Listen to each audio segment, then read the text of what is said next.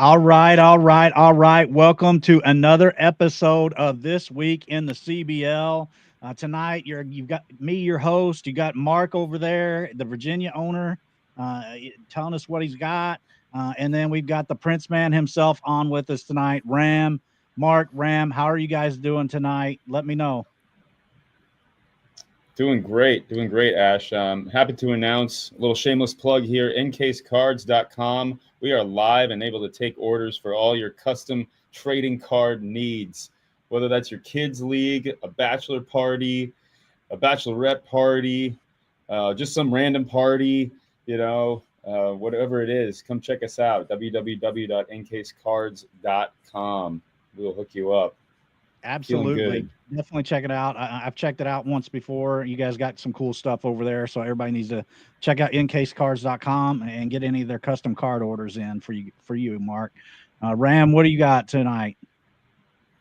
All's good on my end. I got nothing to promote but the New York Hour coming up tomorrow night because the Knicks are on goddamn fire, baby. But that's for another show. But I appreciate that Peter's around already to talk about the New York Knicks and how good they're doing.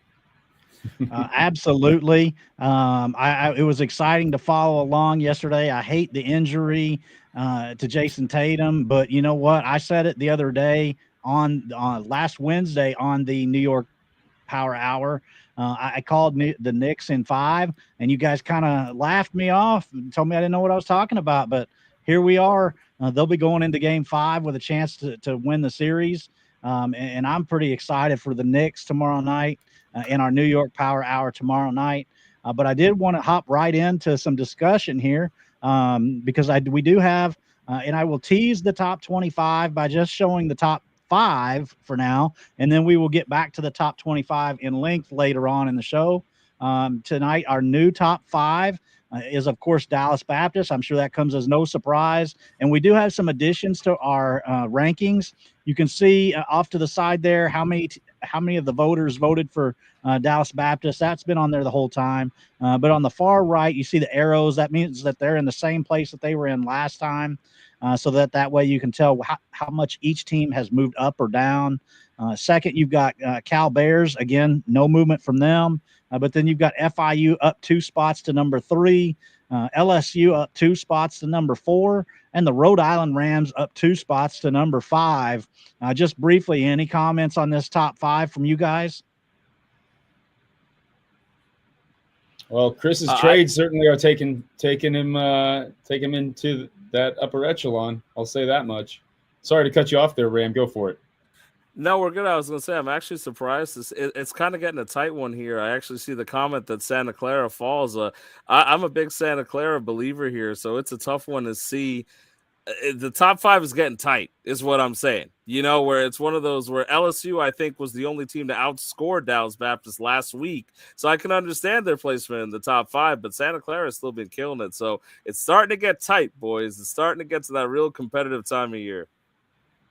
Absolutely. And this is, you'll notice we only had 8 voters this week. A couple of guys weren't able to get their votes in this week in time. So that may have had an effect on the standings and maybe a reason for Santa Clara's fall. Maybe 2 of those other 2 voters, they may have had them higher up than some of the rest of us all along, and in which case would precipitate a drop in the overall cumulative top 25. So I'm not sure where the other guys that weren't able to vote had them in the. Oh, let me get you on here, JC. Sorry about that. Welcome to the show, JC. How you doing tonight, buddy? My bad, y'all. I'm late. My girlfriend just got home from work, and I completely forgot about the podcast for like 45 minutes, and then looked at my phone and was like, "Oh my gosh, it is 7:30. I gotta go." My fault, y'all. I'm here. I'm late. I apologize. What's going on, everybody? Not too much. Just covering the top 5 as a little teaser for our top 25 reveal later on in the show. Just kind of you doing our introductions basically overall. So I guess I'm not too late. That's good. That's my girlfriend in the chat, by the way. Because I sent her the link so that she could watch. Sorry, girlfriend, JC. I am gonna say make sure you I subscribe, really girlfriend.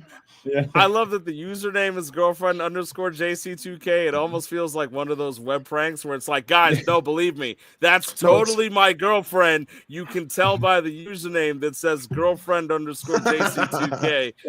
I'm This secretly might be the typing on first my phone female right we've here. ever had in a chat. No, my wife was on one night. That wasn't this week in CBL though. That was I believe the New York Power Hour one week. So Yeah, well, I know one of the shows that you've bought out, your wife came on and thanked us for allowing you to be home with her for her birthday. I was like, okay, that's nice. I can work with that. well, how did your guys' teams do this past week? I know my team was dog crap again. I lost to the league average a second week in a row. Guys, my team cannot score. I went 0-2 last week against the league average and to East Tennessee State, who's been kind of leading the way this year in the ACC. Just was talking to a couple of the guys. My team has just not been scoring. The Wyatt Langford had a decent weekend, but prior to Saturday, the previous 2 weeks combined, he had a total of 5 points. Ozzy Albies has scored negative points over the past 7 days, negative 16 points cumulative over the last 7 days. So my team, which is primarily built bat first, has been really, really, really having troubles at the plate.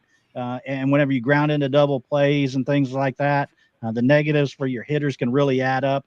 And for a team that's built bat first like mine is, with Ellie De La Cruz, Kyle Tucker, James Wood, Wyatt Langford, if you're built bat first and your bats are cold, you're going to really sink fast. So hopefully they can turn it around this week. Right now I'm up over 50 points to the conference leader at the moment, which is Army. So, and we'll see if Army's ranked again this week. But how did your teams do this week? Ram, give us an update on the Yukon Huskies.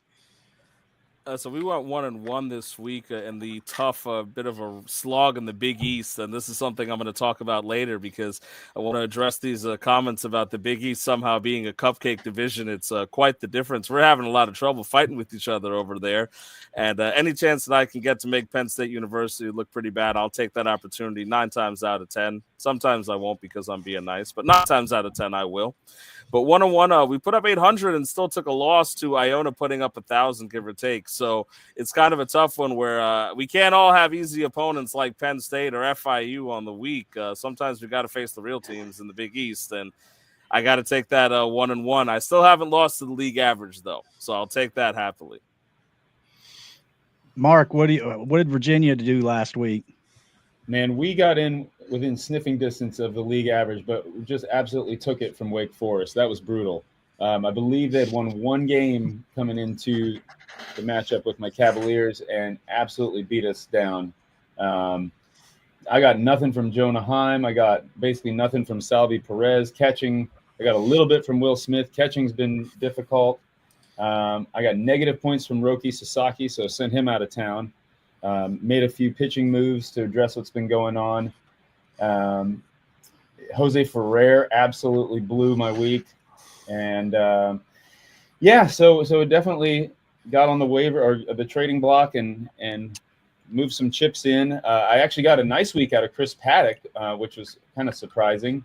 So 0-2 from this week. So trying to get active and make a run at that conference tournament. I'm currently the outside looking in. So, but a nice start to this week against Boston College. So all is not lost.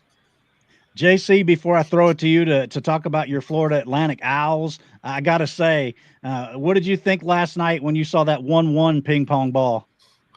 Dude, okay, I know this is a baseball podcast. I am a huge Mavs fan. Well, okay, I used to be a huge Mavs fan before they traded Luka. I've been pretty all over the place with my feelings about the Mavs for the past couple of months, but I was definitely excited about Cooper Flagg. Do I think the NBA is rigged? Yes. Am I also happy to watch Cooper Flagg in Dallas? Yes. So that was pretty exciting. But back to what we all care about, which is fantasy baseball. Unfortunately, I lost to league average by 5 points. Had a absolutely brutal Saturday and Sunday. Saturday, I had Justin Sterner, Brady Singer, and who was the third pitcher? Justin Sterner, Brady Singer, and then another reliever, and I'm now forgetting who, go for a combined negative 140 points. So that was pretty cool. And unfortunately, I lost to league average by 5 points. Went 0-2 for the first time this season. But thankfully, so far this week, my team is actually playing pretty good. I think I got like the 7th or 8th most points in the league so far this week. I know we're early in the week, but team is actually coming to play. It looks like, and playing good. So I'm hoping that will continue and we can get back on track, because I feel like my team is kind of underperformed as of late, especially my pitching. Yeah, I feel you, man. It's been a struggle the last couple of weeks, so I'm hoping for a better week myself. Jim mentions that the rankings, he'll update those on Fantrax after the show.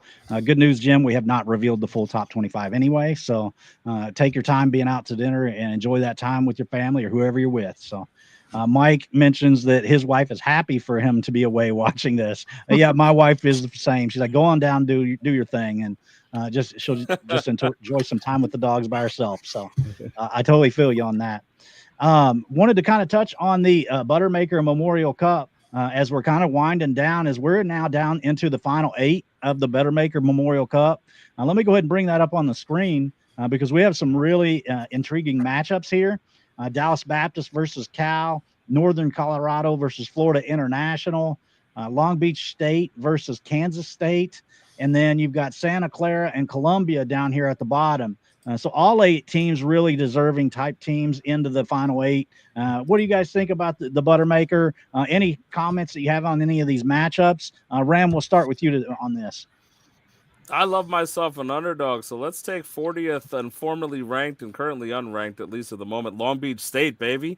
I mean, let's have a little fun. That's the point of the in-season tournament. Let's get something going that's a little different than just seeing the top teams at the top of the bar with those big numbers. Can we watch a Cinderella story? Somebody who's out of the top 25 in literal ranking is still there in our final 8. That's a big deal. I like it. You know, they've been one of my Kansas favorite State spoilers, is undefeated man. right now, so that would be a big win for Long Beach. Mark, what do you got? Oh, just wanted to plus one what Ram was saying. I mean, I've been singing the praises of Long Beach State basically all season as a potential spoiler. You know, their lineup is kind of scary. When all these guys get hot, you know, Vlad, Bo, Butler, Quan, Manny, Lindor, Yandy, Aranda, like this lineup could get super hot at any moment and just run the table. I feel like if you know, but Kansas State has been the picture of consistency. You know, he's done a great job building that team. So I'm excited to see what the fallout from this match is. And Long Beach is beating the ranked team right now in their regular season matchup. So again, just couldn't agree more with Ram on that one. Again, Columbia and Santa Clara, that's a fun matchup. I feel like if I was to make a prediction, I think that's going to probably be the closest of any of these matchups. So we'll go on a limb there, and I'll say I think that's going to be our tight squeeze of the week. Yeah, I agree with what y'all are saying about Long Beach State. What's interesting is that looking at this right now, Long Beach State actually looks like they have the most points of any team as of right now, a day and a half into this week for the Buttermaker, but they are currently number 1 out of these 8 teams. So the underdog story might not be much of an underdog for much longer. But with that being said, I mean, with Cal and DBU, you literally have number 1 versus number 2 in the nation right now. Like, that is as good of a matchup as it gets. Very good chance whoever wins that matchup has a very serious chance, of course, of winning this whole thing. It's interesting because some of these teams are definitely, I mean, again, we're very early in the week, but we got Northern Colorado and DBU both under league average. A couple of these other teams also lurking around the league average, maybe even potentially under. I can't find all of them right now as I'm trying to scroll through. And look, Kansas State's under league average as well. We're early in the week, but we have the potential for some interesting matchups here this week. Let's just say that. And I think it kind of really is with something like this. It's anybody's game. Absolutely. I'm interested in seeing how this shapes up into the Final Four for next week. Winner, I will be having to source an etched cup or an etched like Pilsner glass or something for the winner when we get this wrapped up in a few weeks. So that if anybody didn't know what we were going to give away for the winner of this, that's what it'll be. Just a little Best Damn Sports, either mug or Pilsner glass, whatever you prefer. I'll find some Etsy store or something to get that done. Yogurt Spit is booing us in the chat, so it'll be interesting. Yogurt Spit, are you going to make some moves? I would like to see one of these teams go crazy and dump some assets to make a big move. I'm just going to call you all out. Yogurt Spit is Kansas State, right? So I think he's Yes. just It is, yes. we just Yes, cheered he- on as I wasn't trying Honestly, to. Hey, I mean, to be look. fair, he took me out of the Buttermaker, so I'm a little bit jealous right now. Santa Clara got me, so Look, all I'm saying is, much like Canada, you've had it too good for too long, Kansas State. We're going to talk about that points against a little bit later when I get to go off a little. But you've had a good run so far. Take your happy moments, because your points against. Some guys have had it easier than others. That's what I'm going to say for now. absolutely they have. And one thing, just talking about last week, I just wanted to go ahead and quickly share the points from last week. The top 10 teams in points were LSU, taking the top spot there away from Dallas Baptist. But then, interestingly, we had Washington State, Illinois State, Iona, Indiana State, Tulane, VCU, Columbia Lions, and the Santa Clara Broncos. And what I found interesting is you had some teams up here in this upper five, in the top five here, that are not top 25 teams, but you have two teams right here in Washington and Illinois State that are formally ranked. I know I thought really highly of Washington early in the season. They had a couple of stumbles along the way and got off to a slow start in the season, but it seems like maybe they're rounding into shape. Any thoughts from the top points scores from last week? JC, I'll let you lead us off here. Well, I think Iona is a name that stands out to me because that's a team that I don't think we've discussed very much at all. I don't feel like they get a lot of the attention the way that some of these other teams that we're talking about on a week-to-week basis do. But that's a team that's 8-4. Definitely looks like they're coming into their own with a pretty good-looking roster. Nice, well-rounded team. I mean, I'm looking at the team. You got some names here that are definitely interesting, and also some potential. I think looking at guys like, I mean, they have a senior Santander, a junior Marcus Simeon, some names of guys who potentially could be bouncing back as the season progresses. Luis Garcia, same story, has been better as of late after a really rough start to the year. Like, there's some names here that could continue to play better as well. So I think there's room for improvement with that Iona team, and it looks like they're starting to round into their own. So that's a team that I just feel like we don't talk a lot about, and they're looking really good. VCU also is who I played in my regular season last week. And VCU was phenomenal. I mean, truly had a dominant weekend, but another really good, pretty well-rounded team with a lot of talent. Shohei Ohtani destroyed me, as Shohei Ohtani has a tendency to do. But, I mean, hey, these are some interesting teams that I don't feel like we talk about quite as much that are definitely popping up in that top 10 and making some noise, looking like good squads. Absolutely. Ram, any comments from you on these the points from last week? Yeah, I mean, I could echo talking about Iona because, much like JC pointed out, VCU, Iona was my opponent this week, so I had very little chance to pick up the win after they put up nearly 1,000 and really stunted on us there. But I will take a moment to shout out the Georgia Southern Eagles. I know that they're not ranked as of this specific second. That might change, but they've been in my top 25. It's a team that I think has been on the rise and getting respect to the voting team too. So I see Georgia Southern Eagles in the top 15 of the week. I don't think that's a mistake. That's something that's going to happen quite often. Mark, what are your thoughts? Yeah, I wanted to echo what you were saying about Washington, Ash. And I think that Washington, that's a team that's been very active on the trade market lately. He recently, and we'll see it, I think, just a little preview for the trade section. He recently acquired Adley Rutschman to address his catcher deficiency.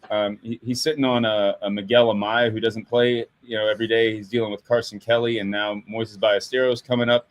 So nice move by Andrew there in Washington to grab Adley Rutschman. He's got Juan Soto, who's honestly been kind of not Juan Soto-esque for the first third of the season. So with the weather warming up, a Juan Soto, a Trey Turner, Jose Ramirez, Andy Pages has been going absolutely crazy the last couple of weeks.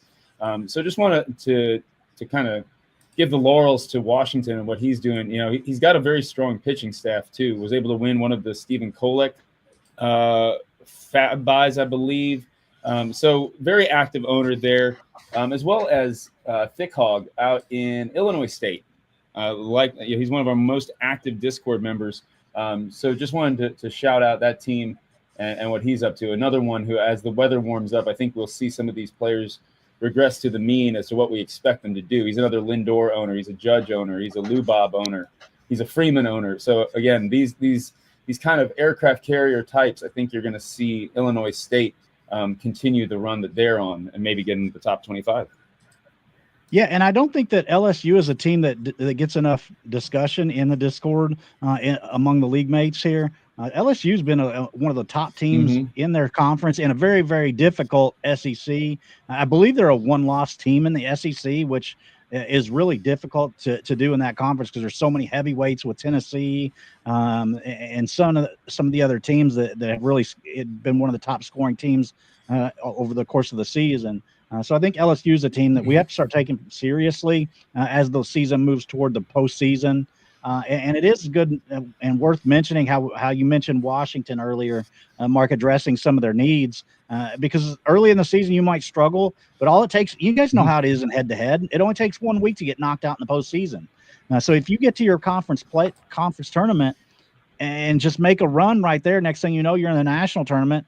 Who knows what can happen over the course of some head-to-head tournament weeks. So, I think it is important to go ahead and continue building your roster if you're in those positions to make your conference tournament. I'm just realizing that these could potentially be trade partners because the Washington Huskies seem to have a bit of a hole at first base. They're running out Carlos Santana, and over there in Illinois State, he's got Freddie Freeman, Michael Bush, Jake Berger. He's hoping bounces back, but does he move one of those guys? Does he try to find some value in a Bush or Freeman and move them on, or does he keep rolling them out in his util spots? That'd be a fun trade partnership if you ask me. There you go, Bryce. If you're watching, shoot a trade offer over to Washington. Yogurt Spet in the chat says not having a great time this week. Definitely need to fill some holes. Luckily, like JC said, it's only a day and a half in. I mean, we're not even at 9 o'clock yet on the Eastern time zone on a Tuesday. So a lot can change between now and Sunday evening. Aaron mentions that the Buttermaker preview for Columbia and Santa Clara right there neck and neck. So hopefully that continues to be a good battle and we get a really exciting finish to the week in the Buttermaker, moving to the Final Four next week. I kind of wanted to swing to a little bit of we mentioned some trades, but I kind of wanted to touch on more of a serious note. I know several people have asked us to address on the stream tonight. We talked about the 3-team deal last week on the episode for pretty well at length. I mean, I think that Ram, were you on last week? I don't remember if you were on last week. Yes. Yeah. So three of us, you've kind of already heard our takes. You guys saw where I shared the dialogue from the commissioner's room. But I will step back and let you guys kind of talk because you guys could read what my thoughts were about the trade and whether or not that trade should have been vetoed. But I had some people ask us to talk about it tonight. So if you guys have any thoughts about how that went down in the Discord yesterday and what took place in the dialogue, and if you thought we should have, as a commissioner group, after you read our conversation that we had, if there was something that you feel like should have been addressed, please go ahead and give your guys' thoughts here. Mark, I'll let you talk first because I know you have some specific thoughts on this.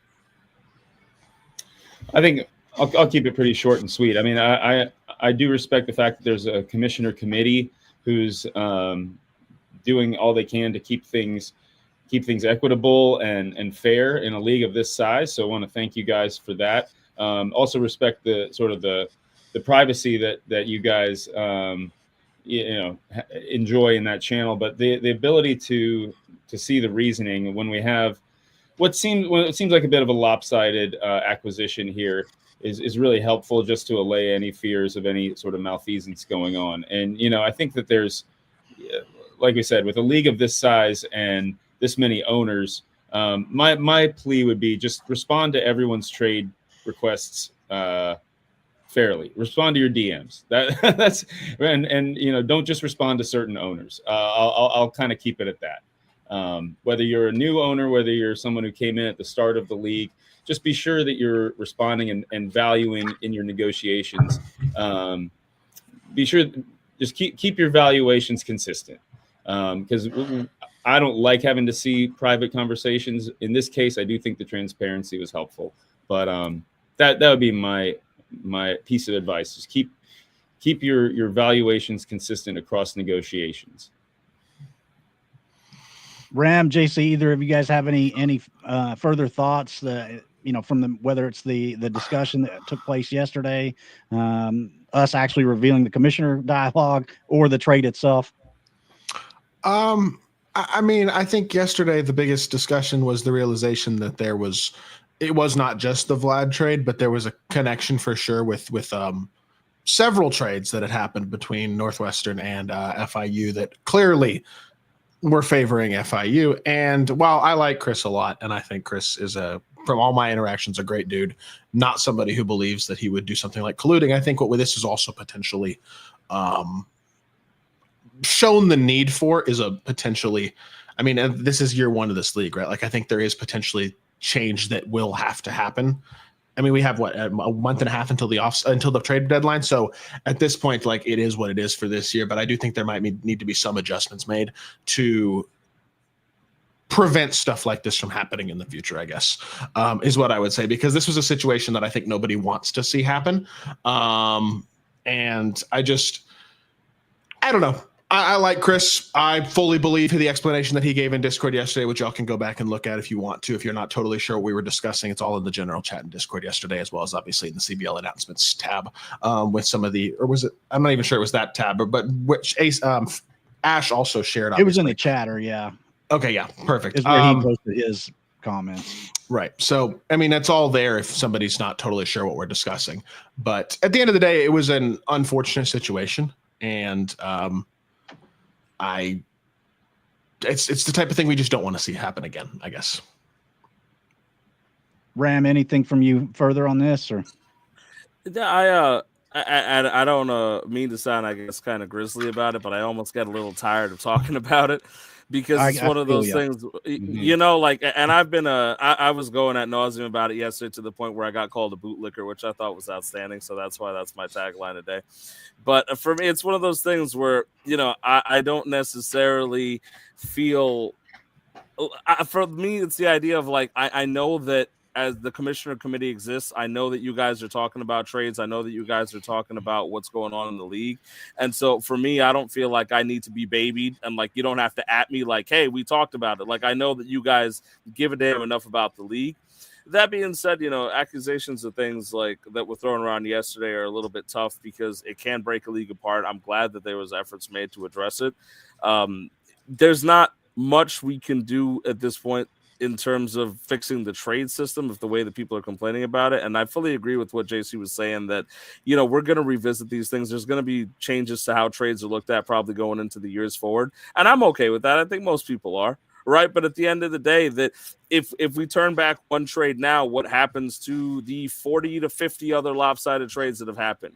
You know, like, granted, speaking for myself, right, as somebody who hasn't really made a lopsided trade, if we want to go back and turn them all back, sure, let's give UConn an advantage against the big guys of the, you know, the FAUs and the DBUs. And I'll take because I'll stand by all of my trades. I don't have anything lopsided. So if you want to reverse all of them, sure, give UConn the Husky, you know, give us go back to the advantage, beginning.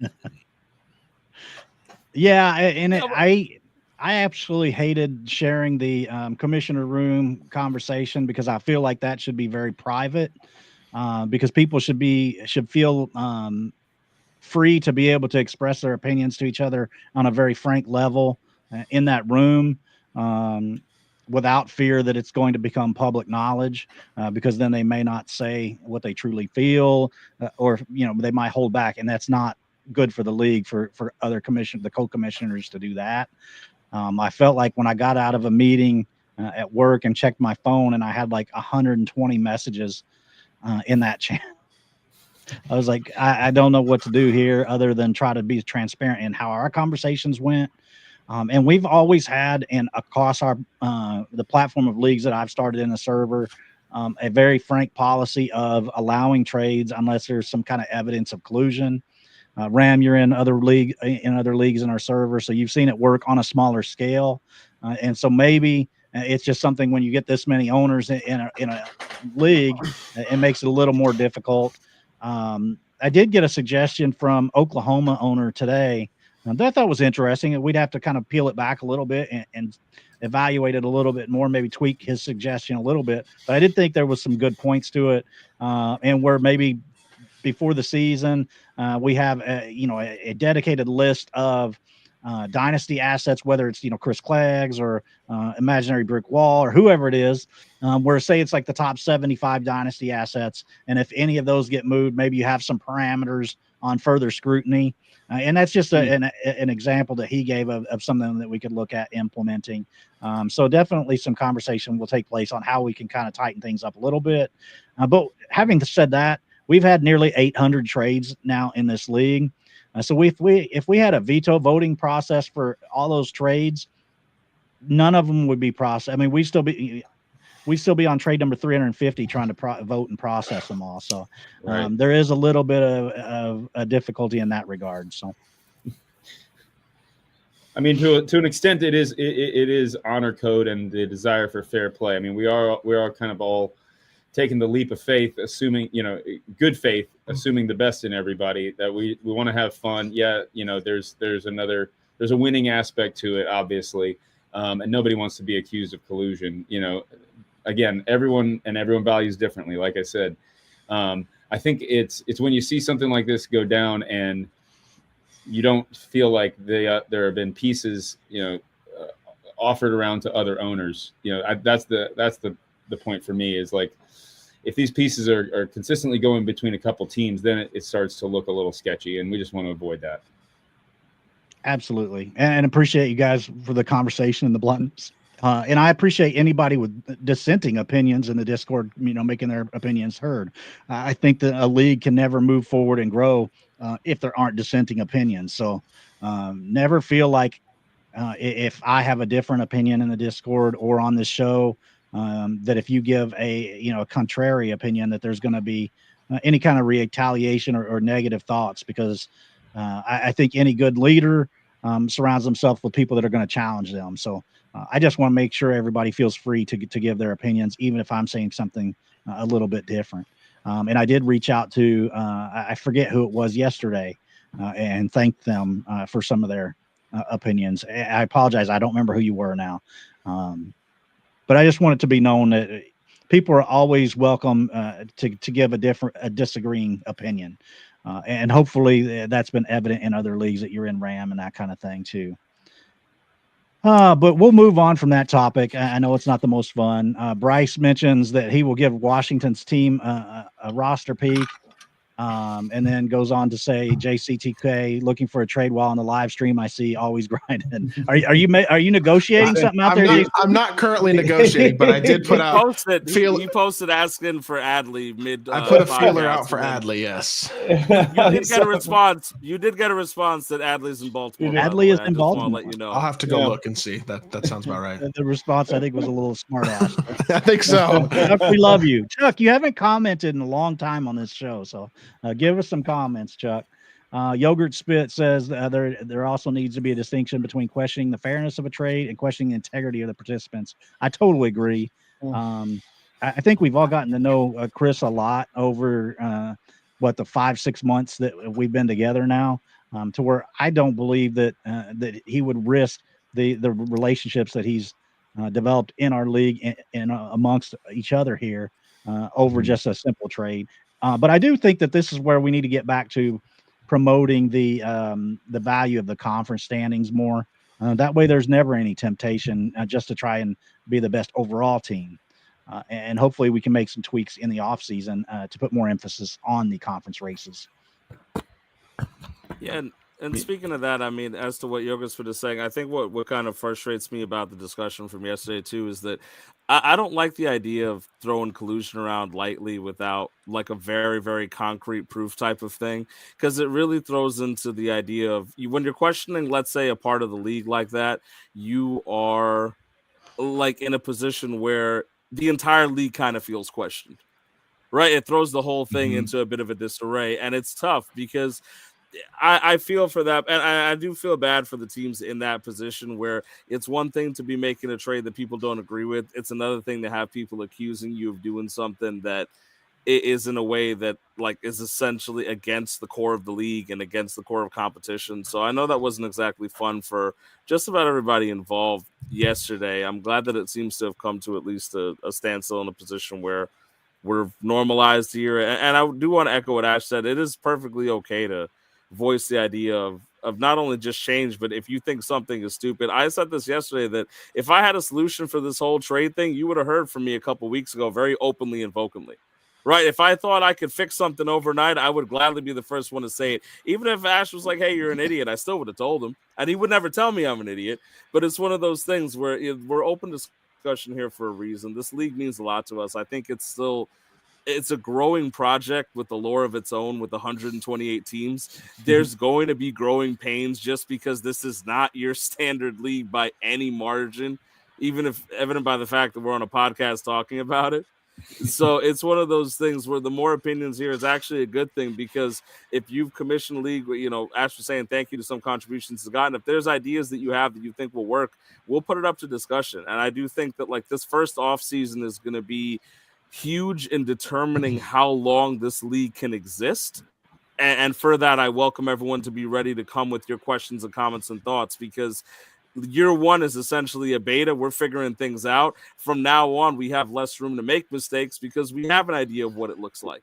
So we know what to look for. We know what to prepare for. So we welcome those opinions on that, not only just here on the show, but at the end of that year, like let's get it. Let's make this league something that goes on for years and years and years. That's what I want. That's what Ash and the other commissioners want. And I'm sure, speaking for Mark and JC too, we want to be here in 5-6 years making jokes about the fact that we're somehow still in 128 team league. Yeah, I mean, everybody's got a different negotiating style too, and that's the tricky thing about this. Is when accusations of collusion or cooperation abound, and and like I said, I take Chris's explanation at face value, and it's like everybody has a different style and valuation. That's that's part of the allure of fantasy sports. It's almost like it's like trading stocks in a way. It's reading something that's very unpredictable. You take the data that you have, you take your eye test, and you make your valuations accordingly. So by no means do I want anyone to feel like like they're being personally attacked or their strategies being personally attacked. Because I mean, look, I've made some crazy trades. You know what I mean? I mean, some people said I got fleeced for trading PCA and pitchers for Jackson Churio. I happen to value Jackson Churio very highly. Maybe I did get taken for that, but I would feel I would definitely be questioning my participation if there was accusations of, oh, you're overloading this team and getting some kind of kickback. That's just crazy. So I definitely feel like it's an experiment, like you said. It's something that in that experiment we should all have fun playing the game, be able and feel safe to have fun playing our type of game. So, but like I said earlier, I think I'm becoming a broken record. When you're doing your valuations, just try to be consistent with all your negotiators. Fair enough. Thank you guys for your comments on that. Before we get into the top 25 reveal, I did want to point out that we do have some additional programming coming up this week. We will be on the air the next two nights. Tomorrow night at 10:30, we will be doing the New York Power Hour with myself, Ram, and Baby Squid. I'm not sure who the fourth one will be, so we do have an open slot, it looks like. Luke said in the Discord he's not going to be able to make it because his flight doesn't get into New York tomorrow until nearly 11 o'clock. So especially if there's a Yankee fan wanting to join us on tomorrow, let us know, and we'll get you added to the lineup tomorrow night for the New York Power Hour. However, I do think it will be very Knicks-centric tomorrow. They got kind of an important thing going on. If we can say, I'd love if John Ferreira could jump on too. John was talking in the Big East chat a little bit earlier, and he was likening the Big East division to the Avengers and DBU to Thanos. And we were having a lot of fun just trying to figure out, who's, and I would love to, we'll figure that one out sometime. We'll figure out who in the Big East is actually specifically a specific Avenger. I'm sure that's going to be a fun conversation.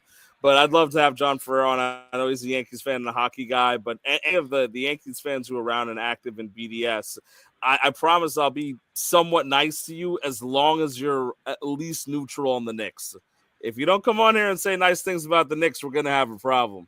But otherwise, please be ready for me to say stupid things about the Knicks, because this is my moment. We have Makes it fun, time. Y'all need a Celtics fan on the Power Hour.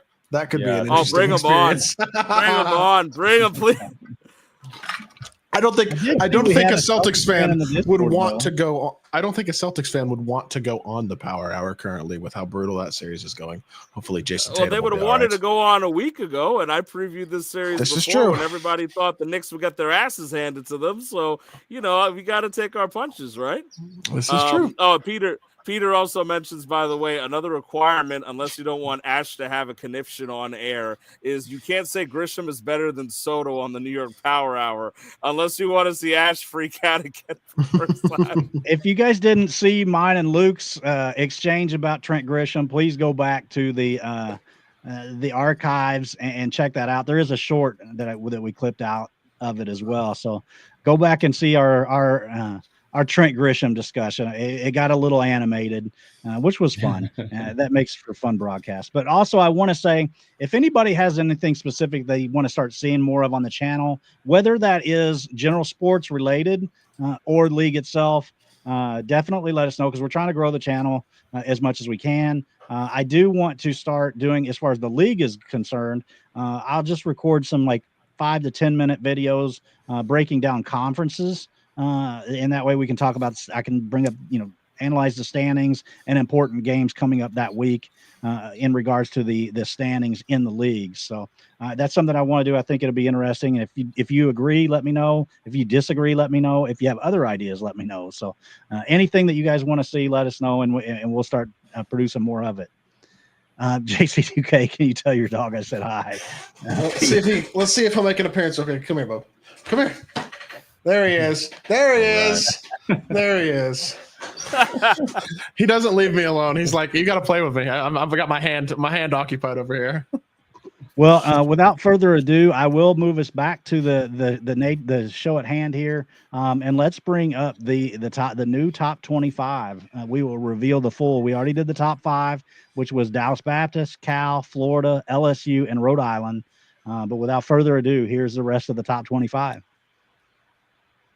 Rounding out the top 10 would be Santa Clara, who, Aaron, you can relax. You didn't fall too much. Kansas State, Tennessee, Butler, and Baylor round out the top 10. You can see Butler dropped 6 places by their loss to the league average. But checking out the top 25 here, any comments that you guys would like to give on the new top 25? Mark, you got any thoughts when you look at this, initial thoughts? Just kind of absorbing right now. I mean, I'm thinking one thing that's interesting. I feel like this more clearly represents the point standings than in past weeks. I think we're starting to see a little bit more kind of normalization. Or I don't know if normalization is the word, but congruence, if you will, between the top point scorers and the top vote getters. There's obviously Dallas Baptist is the unanimous number 1. I think that there's going to be a battle between Cal and LSU at 2. Obviously, FIU looks pretty good. They're a little bit below some of our stalwarts in Butler and Baylor. I'm a little surprised to see Binghamton so low, given how many points they have. That's probably the biggest outlier for me right now. I will confess, I didn't have Binghamton in my top 25. So, I mean, that'd be the one I'm kind of surprised at, just because maybe it's the 3 losses. I don't know. UCLA also has 3 losses, so and they're sitting up there at 16. I would kind of assume Binghamton would be up in the 16 to 20 range. But kudos to you, Ram. We see some of our guys here. Kudos to JC. Took a little bit of a 3-slot fall, but still holding steady there. So nice work, boys. I think Binghamton might be the one that's being a little undervalued right now.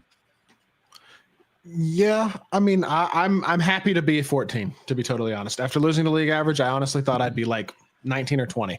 I was wondering if I was going to be towards the back half of the top 25. Marshall took quite a fall. Marshall, who I'm actually playing this week, goes from 15 to 26. That is a tough one. But I mean, when you look at the points scored, Marshall's somewhere around 35th-ish in points scored in the league. So I think in total that might be a little more in line in terms of season-long production with where they should be. Now, I will say Georgia Southern is 15th in points. I know they're 8-4, but they have the 15th most points in the nation. That's a really good team. That's the team that gave me my first head-to-head loss this season. And I think maybe schedule-wise, they've been a little bit unlucky. I think the American's one of the stronger conferences. Yes, I'm a little biased as a member of the American, but that's a very deep conference with a lot of good teams. And I think Georgia Southern not being ranked yet feels a little. I mean, I just think if they win this week, especially if they go 2-0, they have to be a top 25 team. And we are also seeing, I mean, record matters a lot, but some of these teams, like for example, East Tennessee State, and if you watch this, I promise I'm not bashing you, but 21st at 11-1. The reason for that is because in terms of overall points, looks like East Tennessee State is somewhere around. I mean, maybe not even top 50 in terms of total points scored. So.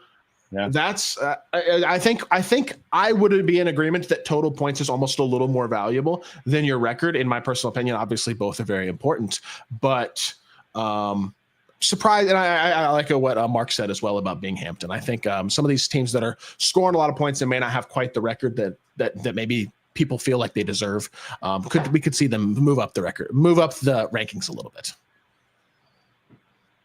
Ram, what do you got? As your resident Big East guy, we've got 5 Big East teams in the top 25. We make up 1/5 of the entire 25. That's Rhode Island, Butler, myself, Bryant, and Binghamton making their way in. 5 teams in the top 25 for the Big East. I will echo what's said. I do think Georgia Southern is going to make their way into the top 25. I am shocked at the Marshall 10 drop. I knew the Butler was going to take a loss because, as Ash alluded to, they lost to the league average, not to their team in division, and that's just a tough one, as losing your undefeated to the league average is going to drop you down a bit. And as we talked about earlier, Santa Clara dropping out of the top 5 doesn't necessarily make them not a top 5 team, in my opinion. They are still a very, very big threat over there, knocking on that door, ready to sneak back in as soon as one of those teams has a bad week. And then I did want to make mention that I'd kind of like to look at some of the teams not on this page right now. Earlier in the preseason, we had one of the one team that I'm kind of going to bring up. It seems to be kind of emerging is Old Dominion. We had them, I think, ranked like 10th preseason. I know they were ranked, but I don't remember exactly where they slotted in. But then they got off to a really cold start, quickly fell out of our top 25. But they've had a few weeks in a row now where they've scored decent points. Last week, they scored nearly 800 points, if I remember correctly. So that's a team that's kind of rounding back into shape. They're 8-4 now, which, as I mentioned before, they started out a little bit slow. So I think there are some teams that are not on this sheet that we could see down the road start to earn their way back in, or make a surprising run in their conference tournament where it feels like they kind of came out of nowhere. But Old Dominion sitting there at 8-4 and scoring decent points several weeks in a row now. I think they're kind of a sleeper team right now. Do any of you guys have a sleeper team that you're kind of looking at? Who wants to go first here? I kind of surprising you with this. I didn't. Yeah, I got one. No, I got one too. So you go ahead, Mark. I just want to shout out Loyola Marymount. I mean, this was a takeover team. If I'm not mistaken, this is JT. And he's been very active. He went through his fleece free, and that's a 9-3 team right there, unranked, but one that always looked like it had the potential to kind of go off. And the bats aren't the strongest on paper, I would say. I mean, he has some fun pieces, kind of an underperforming Vinny Pascantino, an overperforming Kyle Stowers, an underperforming Cody Bellinger. He's got the underperforming Adley Rutschman. And he's got an injured Yordan Alvarez. So really been kind of piecing it together with some nice pitching assets. And that would be a team I would look out for. Yeah, definitely a team that I think is almost a little surprising to not be ranked, and definitely is another one of those teams kind of like Georgia Southern where I feel like they could very easily be ranked soon, is Illinois State. Illinois State is obviously Bryce is in the chat a lot, and he's also super active in the Discord, but has been kind of, I feel like, lurking right around the top 25 for most of the year, and the fact that he hasn't been ranked, I don't believe he was in the top 5 receiving votes either. Was he on the top 25 that you just showed?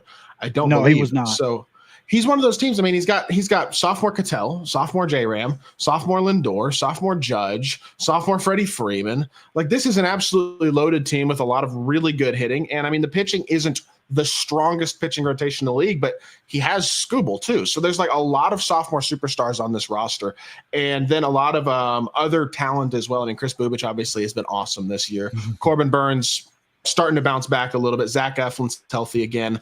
Like, there are some pieces here that are indicative of a really good team, plus several interesting names on the IR that could come back and be contributors this season as well, especially for his pitching staff, guys like Bueller and Snell and players like that. So this is a team that I'm almost surprised isn't in the top 25 right now, and looking at this roster definitely feels like one to watch, even though they haven't been a consistent presence in the top 25. Yeah, it's been several weeks now since they fell out of the top 25, and Right. to be honest, I haven't looked to see what they've done since then. So I'm not even sure what their record is right now. I think you may have said it. And I 9-3. 9-3. Yeah, so still, and Pretty he's done good. a lot of retooling on that roster. Mm-hmm. So to be 9-3 still with a chance to advance in the postseason, and he's set himself up for next year pretty well. So, from what the moves that you've mentioned and the roster that he has going, I think they could be well positioned for 2026 as well. So that's a good call, JC. Ram, did you have a sleeper team you wanted to make mention of, or? Yeah, I mean, well, first of all, I'll echo what Mark said about Loyola, because like JT is a great, smart baseball mind when it comes to fantasy, and I see that he's doing that rare thing that I asked, where he came in, took over an orphan team, and is acquiring, using the fleece free and things like that to add to his team. I love that. Get in there and just jumpstart your team, add to your team, do something. So I want to say that I love that he's actually going out there doing that. I want to tell you to stop saying nice things about Old Dominion, because I'm facing them this week, and I'd really like them to have a nice normal week, because I'd like to have a normal week where an unranked team does not put up 1,000 points on me. So let's not say nice things about Old Dominion.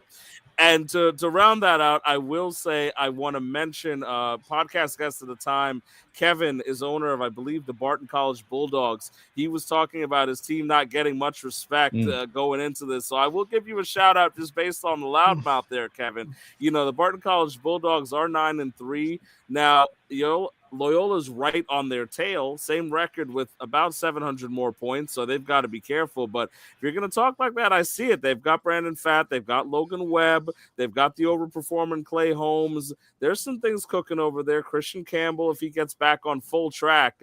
So maybe they'll figure some things out, but I did want to mention, you talk that in the Discord, you're going to get mentioned on air, but that may be a bit of a curse, because we had some teams talk about wanting better rankings, and we saw what happens when you ask for a better ranking, you talk your shit on air. So we'll see what happens. It might be a curse. It might be a blessing for you, Kevin. Let's see what happens for the Barton College Bulldogs.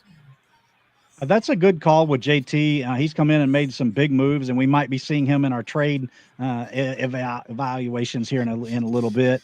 But I do want to echo your comments about coming in and new owners coming in and immediately starting to build their roster out, and not necessarily just immediately going into rebuild.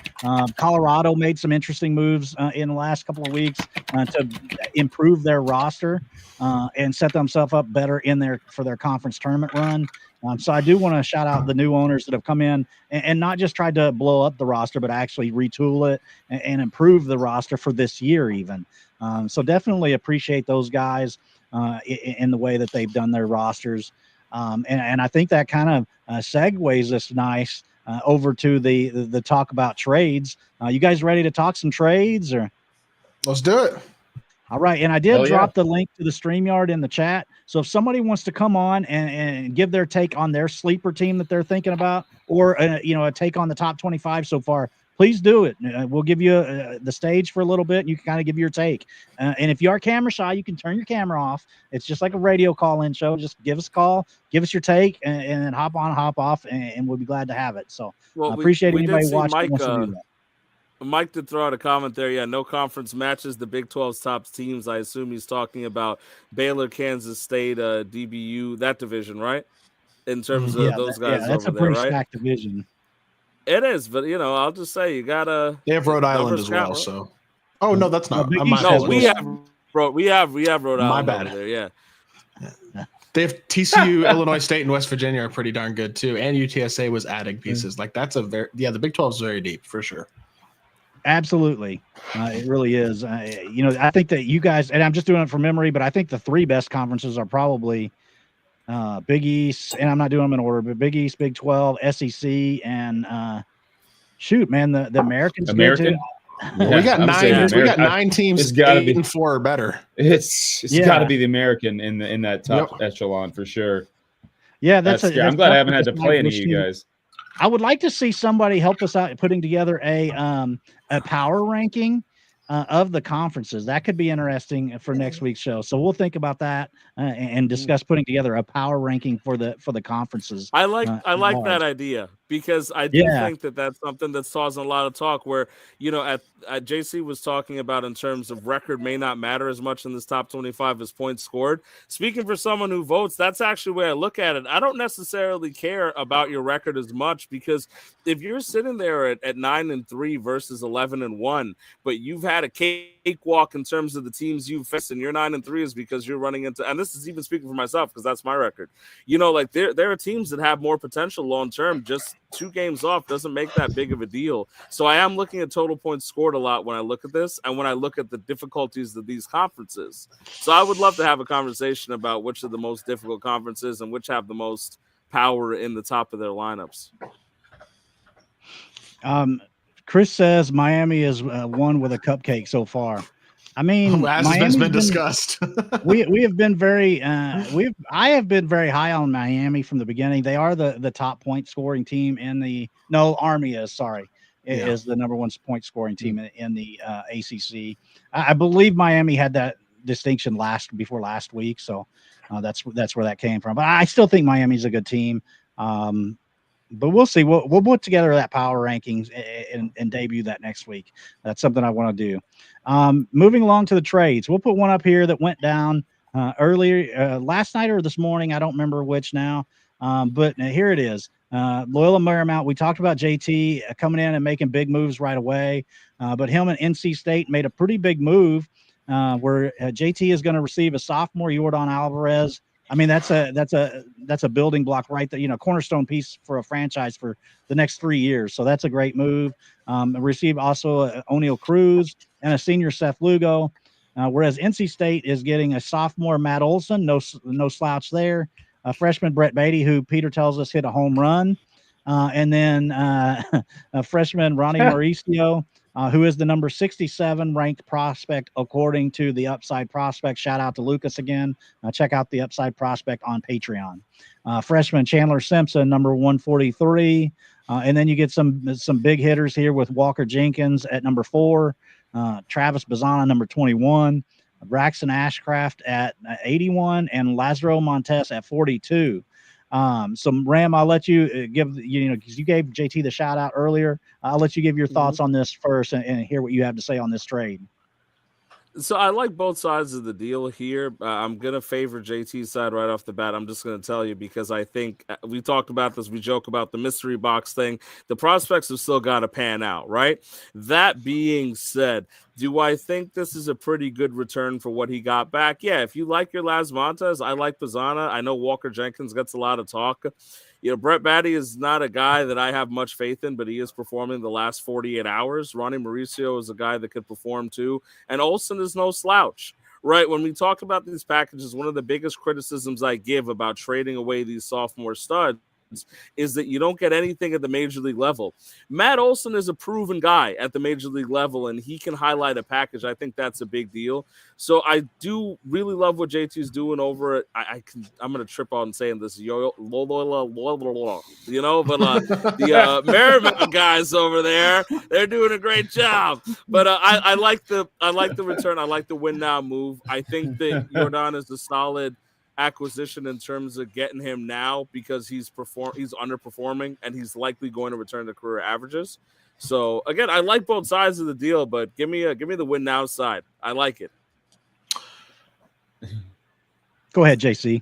Okay. I mean, here's my honest thoughts. I think if you are going to move pieces like Jordan, O'Neal Cruz, who's currently in the midst of probably the best year of his career, will that with continue? control? He Yeah. does have 2 years of control Yeah. on O'Neal as well, potentially 3. You never know with red shirts. If he keeps playing like this, that's a red shirt caliber player. But this level of consistency we've seen from Cruz so far this year is not something that he's been that's been a trademark of his career. So it'll be interesting to see if he can keep that up. Seth Lugo, I mean, that's about as dependable, as solid of a senior as you're going to get. That's a guy who's going to go out there every single week and give you something like 30 points a game. I mean, that's a valuable piece as well. It's a good return for LMU, no doubt about it. You're getting multiple contributors, a couple of whom who have a good amount of control, and one of those like bona fide round one sophomore superstar type players in Jordan Alvarez. That's a guy who went top 10 probably in pretty much every single draft this year.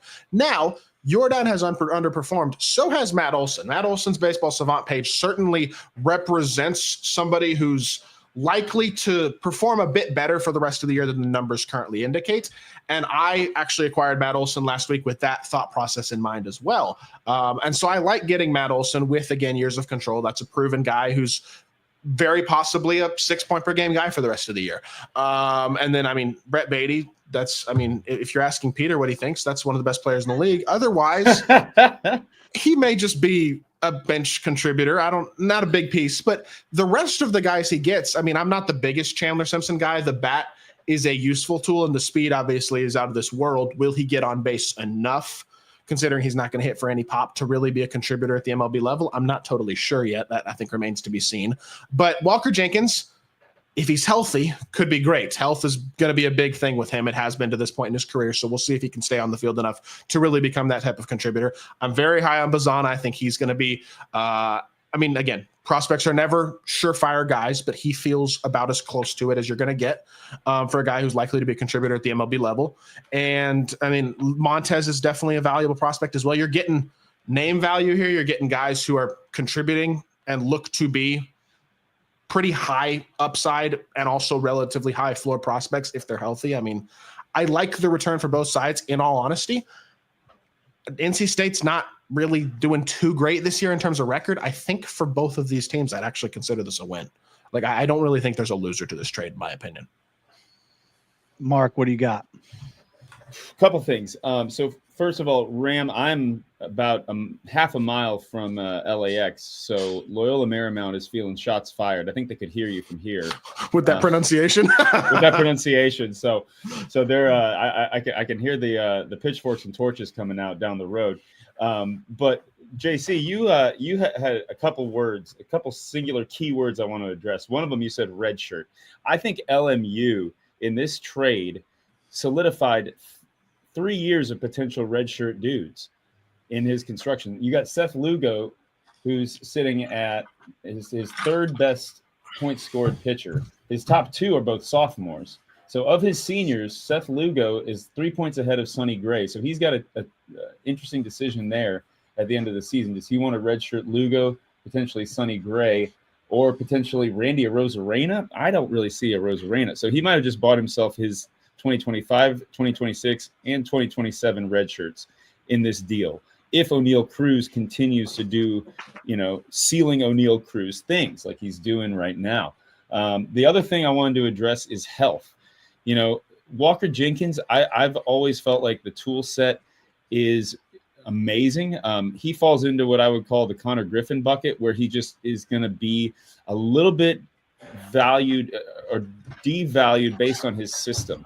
For some reason, those damn Twins hitters cannot stay on the field. And I think in terms of team construction, this was a great move on LMU's part to capitalize on the value that Walker Jenkins has with these high rankings that Eric Cross is given, that Chris Clegg is given, that the upside prospect is given at number 4.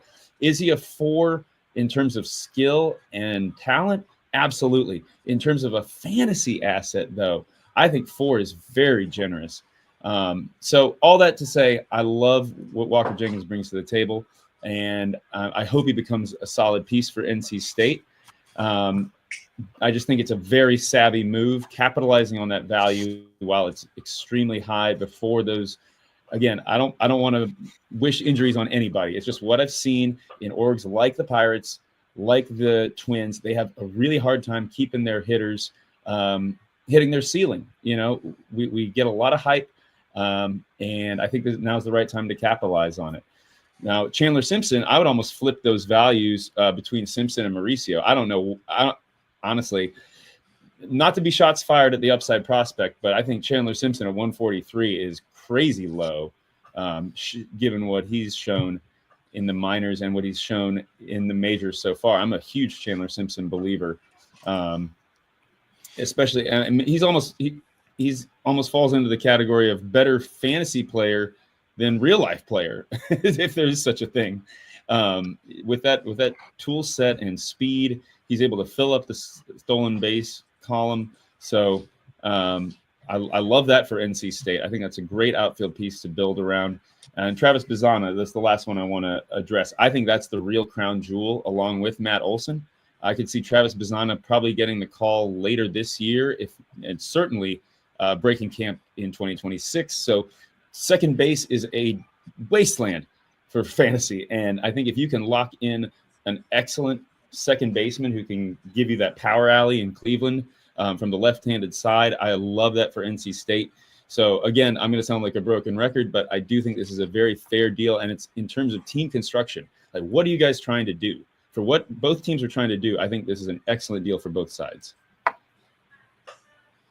Yeah, if you're trading caliber players like Jordan O'Neal Cruz and Seth Lugo, this is the kind of package you have to get. And Matt Olson is no slouch either. I mean, he's an all-star caliber first baseman. So I love both sides of this deal, but I will have to say that the number of players that were traded in this deal forced me to redo the graphics. So boo to that. If you notice, they're side by side now instead of one above the other. So anyway, thank you guys for that. But moving along here, I did want to say that Mike mentioned he is on it for the power rankings for conferences. So he needs something to do at work. So thank you, Mike. Always appreciate your input and the things that you do for the league.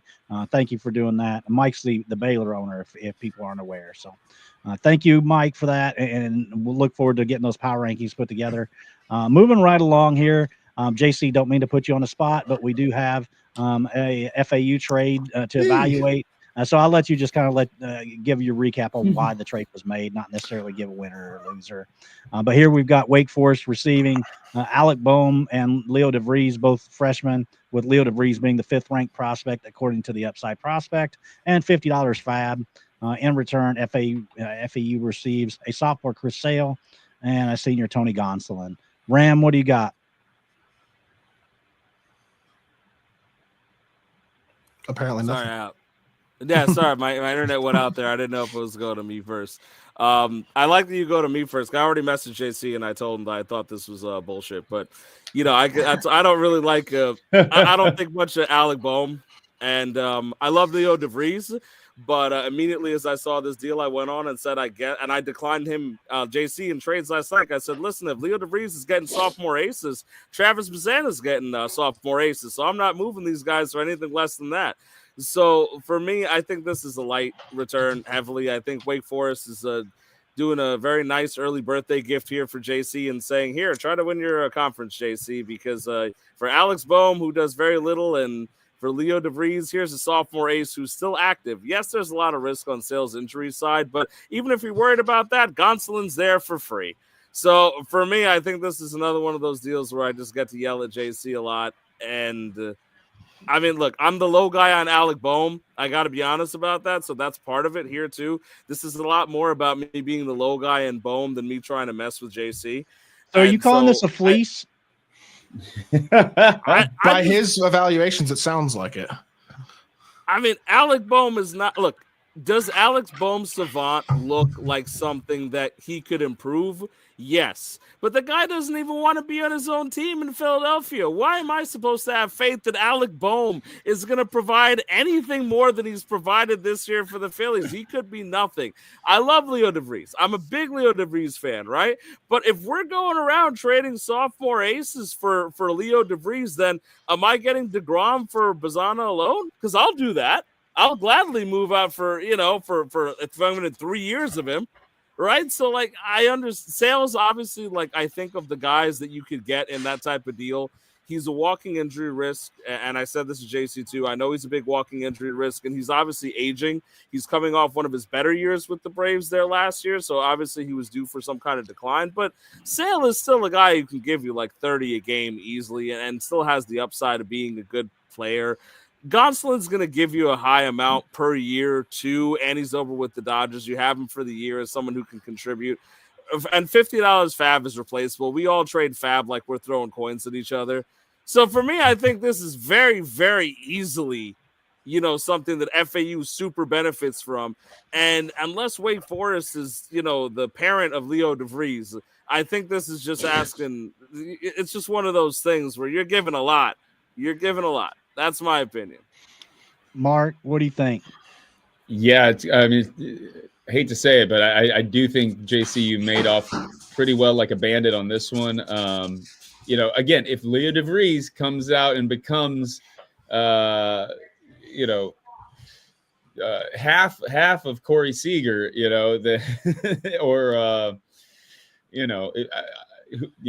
pick your favorite shortstop. I think Carlos Correa. If he becomes Carlos Correa, then this trade looks a little more even. First 3 or 4 seasons, Carlos Correa. If Wake Forest is able to get that kind of production out of him, then maybe this trade looks a little more even in hindsight. I'll take the devil's advocate position and say we need to really wait and see. Chris likes to judge things immediately as he's made it clear in the Discord. So if I were Chris, I would say this is a bit of a lopsided trade favoring the Owls. But I'll play devil's advocate and say let's wait and see if Leo DeVries can become a Hall of Famer. Well, I will say this: this trade right here, based on the first 2 comments, is the exact reason why I think veto systems suck, and I don't think they ever work. Because I am actually on the other side of this trade, and I'll tell you why. Leo DeVries, I think, is the number 1 prospect in baseball right now. I do too, which is why it was I hard like to him trade even more than I like Roman Anthony. I think that this guy is going to be a superstar, MVP type talent. I think he's, like I said, the number 1 prospect in baseball. I do like Alec Bohm. I know that the results are not there yet. But again, another defensive Alec Bohm by me. I don't remember if it was this show or one of the other ones that I was talking about hating Phillies and then turning around and defending Alec Bohm on that episode as well. I think it was the New York show. But anyway, Alec Bohm, I think, is going to have a breakout in the next year or two still. I think this guy – he hits a lot of line drives. He's not going to ever hit a lot of homers, but he hits a lot of line drives. He's going to emerge with a lot of doubles, a decent batting average. I still like Alec Bohm a lot. Both of those guys as freshmen, plus the Fab, which I think the Fab is going to come down to the end of the season where some of the rebuilding teams just cut loose their seniors. And then once they pass waivers and flip, I think it's a chance for some of the rebuilding teams to then pick those players back up as freshmen. So I think building Fab is smart by them. Conversely, Chris Sale, it says sophomore, but you're not getting 3 years out of Chris Sale. And Tony Gonsolin has been a roller coaster his entire career. So 2 people would have said this was a fleece for FAU, whereas here I am saying I think Wake Forest wins. And that's the number 1 reason why veto systems suck and never work in leagues, and they end up breaking leagues and causing more problems than they're worth. So JC, what were your thoughts on going into this trade, and what was your motivation here, and how did the conversation go? Okay. I've been just real quickly before I talk about the trade. I do want to say I have some thoughts on the combination of like how to make a veto system actually work without really having a true veto system. I think that's a conversation we should have at some point because I do think there's a balance that has to be made there, and I didn't want to give my specific takes on that earlier when we were discussing it. But for this trade specifically, my thought process, I think Alec Bohm is absolutely going to be better than he has been this season. But I'm also not convinced at this point in his career that he really hits for enough pop or is quite enough of a player to be more than maybe even at his best. I mean, I would say last year was about the best of what you're going to get from Alec Bohm, a guy who's going to be borderline 20 home runs maybe and hit for good pop. Like, he's a contributor, and I think he's going to be good. But I didn't mind giving him up because I don't think he's a guy with star upside. I think he's a guy who's and I don't think so either. Is he a guy you want to build? Is he a plug and play third baseman? I think he's probably I think he can be a lower first division tier. regular. Yeah, Okay, I think he's an everyday guy and a real contributor, everyday guy in all likelihood, who's due for some positive regression. But I didn't mind giving him up that much because I do not think he's going to be a 5.5+ point per game guy at a consistent rate over the next few years. So even losing him on a freshman contract, I wasn't that concerned about. Also, I have freshman Josh Young and sophomore Jose Ramirez. I'm okay at shortstop, at third base. I don't need Alec Boehm. I've got two high-level guys that I have a lot of faith in with years of control at that position. So I was okay with moving on from Alec Boehm. With that being said, Leo DeVries, I'm fully in agreement with Ash. I legitimately think he's the best player or the best prospect in baseball right now. I did not want to give him up unless I got extremely good value back for him. And I do think that for this year and maybe next, I probably did. At the end of the day, Sale's another guy whose numbers on a surface level right now don't quite indicate, I think, how good he's been this year. Of course, the injury risk is 100% apparent. And if he were to have a significant injury at this point in his career, then I lose this trade. That's just the honest truth in all honesty. If he stays healthy, I think he's a guy who's going to be a contributor for this year and maybe next year and the year after that. I mean, I don't see any indication in the numbers that I'm seeing right now that his actual performance on the field is dropping off. So I just have to cross my fingers and hope he stays healthy, because if he is, there's a very good chance he's a 35 point per game ace for the next couple of years. And that's the type of player that you can build around. And obviously as a team that's trying to contend this year and especially next year, that's the type of player I'm happy to attain. And then honestly, Tony Gonsolin was kind of a throw in on his side, which I was pretty surprised about. The discussion we were having was he wanted Bowman DeVries for sale. And I was like, if I give you some fab, can I get Gonsolin as well?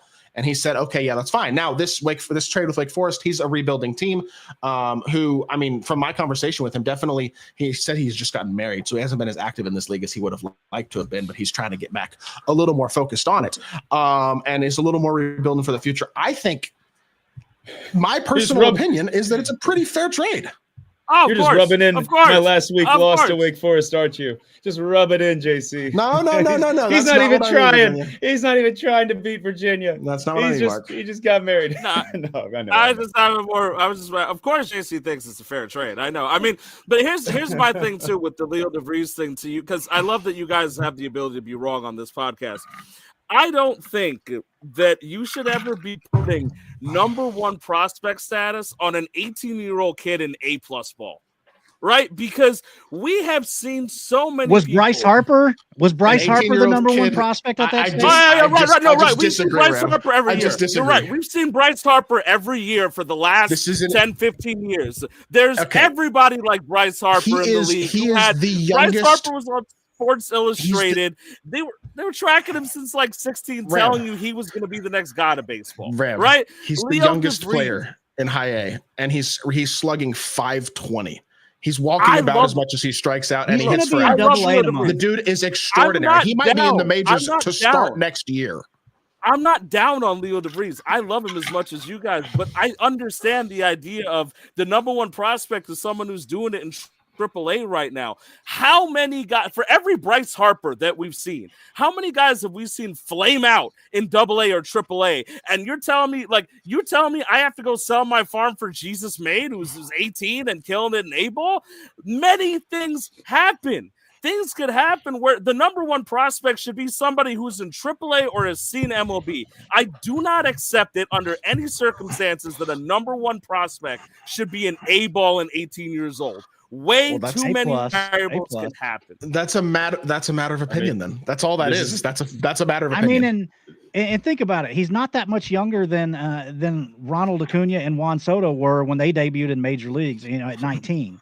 So, I mean, we could be seeing one of those rapid rises. You're right. Yeah, because Ronald Acuna and Juan Soto and Bryce Harper, we get them on every team, right? This is just how normal. Often do I do this? How often do I compare? No, but what I'm saying is that's what I'm saying. How much more likely is it that, and I'm not saying he's not even top 5. I'm not saying he's not. I understand the hype. What I'm saying is that you cannot sit here and tell me the 18-year-old in A+ ball is the number one prospect. There's way too much to still figure out. A lot of people would tell you that, not just me and Ash. No, so it's a matter of opinion. I'm not, and this is not me attacking the two. I'm just saying I don't think that makes any sense. I've been watching ball long enough that way too many things happen. He could go up to AAA and have a 40% strikeout rate, and we won't know until he's at AAA.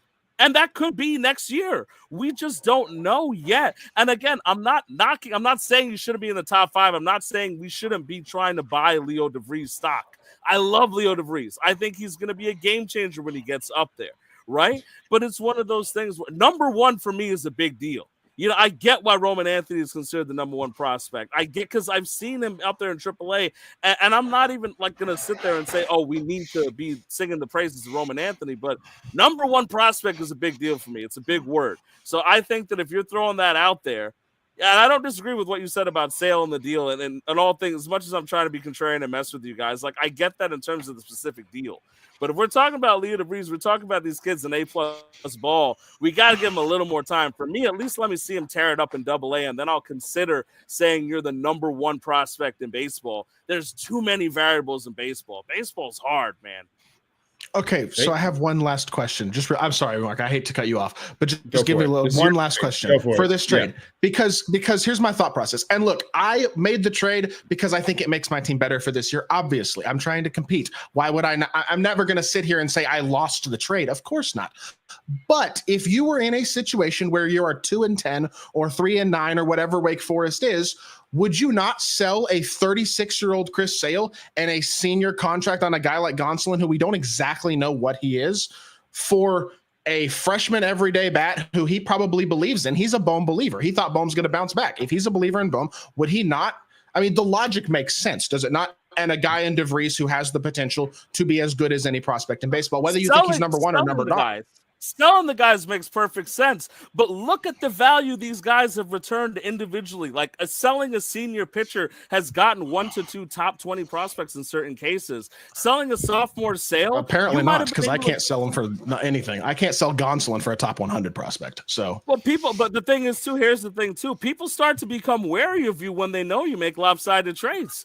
They know who you are. Like I can't believe people are still trading with Jeremy over at DBU. This happened while we were live. The DBU picked up another few people, but people talk about this. They say, why are you still trading with these guys? Right? At the end of the day, that's at the end of the day, I take that as a compliment, to be totally honest. That's not something that bothers or offends me to hear. No, I heard the sad music and I stopped for a second because I thought I was wondering. That's why if you ever see my reaction, I'm like, I stopped dead because I was like, the Grim Reaper has found his way for me because I said something bad about Leo DeVries. Apparently, I did curse the wrong guy, so I stopped in mid-sentence. Like, what are we doing? No, but Mark, I'm going to give you an opportunity to say something there because we kind of went back and forth there, and it looked like you had something you wanted to contribute. So I want to give you an opportunity to say something. I mean, this is kind of just what I've always preached is like this, and what I said initially is like you can't judge this trade immediately because of the fickle nature of valuation. You know, we call them mystery boxes, but sometimes there are these guys who are putting up these data points, high EVs, hitting, in zone strikes, getting on the fastball at a young age, great age to level, et cetera, et cetera. Pick your cliche, pick your prospecting cliche. And this music is getting loud. I feel like I'm at the Oscars. Getting louder. I feel like I'm getting played off stage with my Ash trophy. is messing with us. Essentially, like here's the question: would we be but also this is one of those trades. Look at Jackson Holliday was the number 1 prospect in baseball, and he has lost a lot of value now that he's been in the major leagues. He has not been this, world-beating future Hall of Famer that everyone might have thought when he was the number 1 prospect in baseball. So applying this moniker of number 1 prospect is a very tough coat to wear. It's like you have to go out and prove it. And I think, like I said, I'm playing devil's advocate because these trades are hard to value in a vacuum. Weird idiom, but like just seeing it on paper, you have to think about what are the teams trying to accomplish. So again, is it slightly slanted in this moment to JC and the Owls? Yeah, I think it's slightly slanted for this time and place. 2 years from now, we might be laughing JC off the show because he gave up Leo DeVries. We might not. We might be saying, oh, that was pretty fair, and you capitalized on his hype at the time. That's all I got. Well, if Chris Sale gets Tommy John and Leo DeVries is Francisco Lindor, then yeah, I'm going to look like an idiot. Have you guys I'm looked sure at this that's trade? the narrative you want. There's the comp. Lindor. That's a good comp. That is not That's their nice narrative stuff. I want. No. That's a good comp. Could Have he you guys become looked at this Lindor? trade?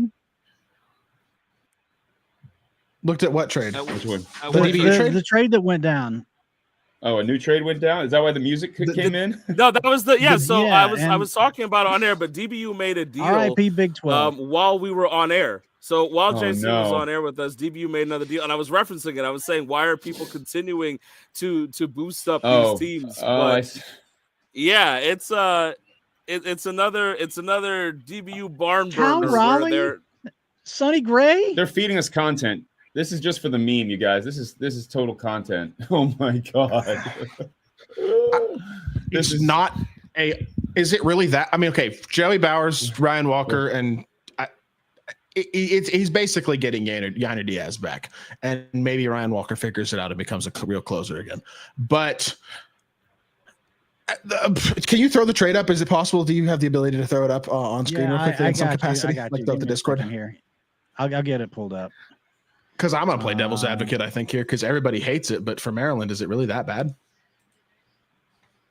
He got a freshman, pretty high end MLB catcher in Yainer Diaz. So, I mean, he gave up three seniors in Sonny Gray, Cal Raleigh, Christian Walker, but they're all older contracts. He's rebuilding anyway. I think people are mad because it's DBU and because he already has the best roster in the league, and now his roster got better. The guy's going all in. Am I mad at him that he reached out to a rebuilding team and got three seniors? He gave up. I mean, Ryan Walker before the year was a guy with value, if you value relievers. Right now, does he have much value? No. But could he find it again and become a consistent closer? Sure. And Yainer Diaz is a good player on a freshman contract. I don't see why this trade is awful, but some people seem to think it is. I actually don't. And Christian Walker's been terrible. Yeah, he has. He hasn't even been good. Oh, that's. Yeah. I'm gonna agree with you both there. I do not think the trade is awful. I think that your evaluation, JC, is completely fair looking at the actual value trade in the deal. But what it does, I'm not really a Bowers guy, so I do think that part is garbage. But for the most part, what it does pose is the danger of the fact that the number one consensus team in the nation just got better in the now. And I do think that, again, this is sort of what I was saying here. I do think that each of those guys on their own, if you combine their returns, could have fetched something more. I will say that much, right? That if they were split up, like the Gray alone, a senior Gray alone could have fetched something big. Now, it does kind of come down to what you think about Yainer Diaz, right? Because if you think he's going to rebound going into this year, there was a lot of love on him. So it does come down to that much. But DBU is now getting better again, and they're the consensus top team in the nation. And that's a tough one because it almost discourages win now moves for other teams outside of your conference tournaments, right? Yeah, I mean, I would just hope I'd kind of like to see a bigger prospect piece going on. We just finished talking about how fickle prospects are, but I don't know. Bowers doesn't do a whole lot for me. Ryan Walker as a freshman, can you rebuild around him? Maybe. I do. I like Yainer Diaz as a build around piece, but even he's been kind of up and down. So I don't know. It's not the worst. It's just it looks.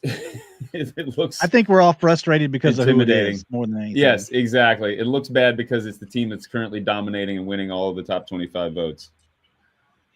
I mean, Christian Walker's been terrible. That's just basically an add-on. Is Houston where first basemen go to die? I just have to know what happens to first basemen when they go to Houston. I mean, Jose Abreu last year. Good Lord. Well, Abreu was terrible before that too. That's true. This is true. Even Paredes, who's like a part-time first baseman. What's that, Ram? No, saying that's Christian Walker on the return, right, for DBU? Yeah, he's not any good. I mean, historically, yes, but this year he's terrible. Yeah, Raleigh and Gray are the big ones there, I think. So what does that do for him? Is that just his third first baseman now? I mean, he's got other first basemen. He's probably going to try to move him, would be my guess. See if he can get a prospect for him. I think if I'm Maryland, I would have kept Cal Raleigh as my red shirt. Like, and where is he in the standings for the big? I think that he's actually got a winning record. He does. He's 7-5. He's 9 and wait. Okay. And 75, He might yeah. really be looking at this as because he may just not value Walker at this point. He may really just be looking at it as I got a younger catcher with more years of control, and I'm willing to give up Sonny Gray to do that. I think Jake Bauers and Eduardo Beltre are complete nothing pieces. I don't even know why those guys are included. I don't know why either of those guys. I mean, Beltre has been atrocious at rookie ball this year. I had to go look up his stats just to confirm, but I was like, I don't know a lot about this guy. Let me go look. It's been bad. That's a nothing prospect, and Jake Bauers is a nothing piece. But Ryan Walker was like hard to trade for before the year. Like I reached out to a couple guys about Ryan Walker. He's had a rough start to the year, but he was nails last year. He was one of the better relievers in baseball. Right, but like, I guess I don't looking know. at it more though, if you took Ryan Walker and I mean, you got to assume that Yanier is going to bounce back to some extent, right? So maybe that can make up for the senior.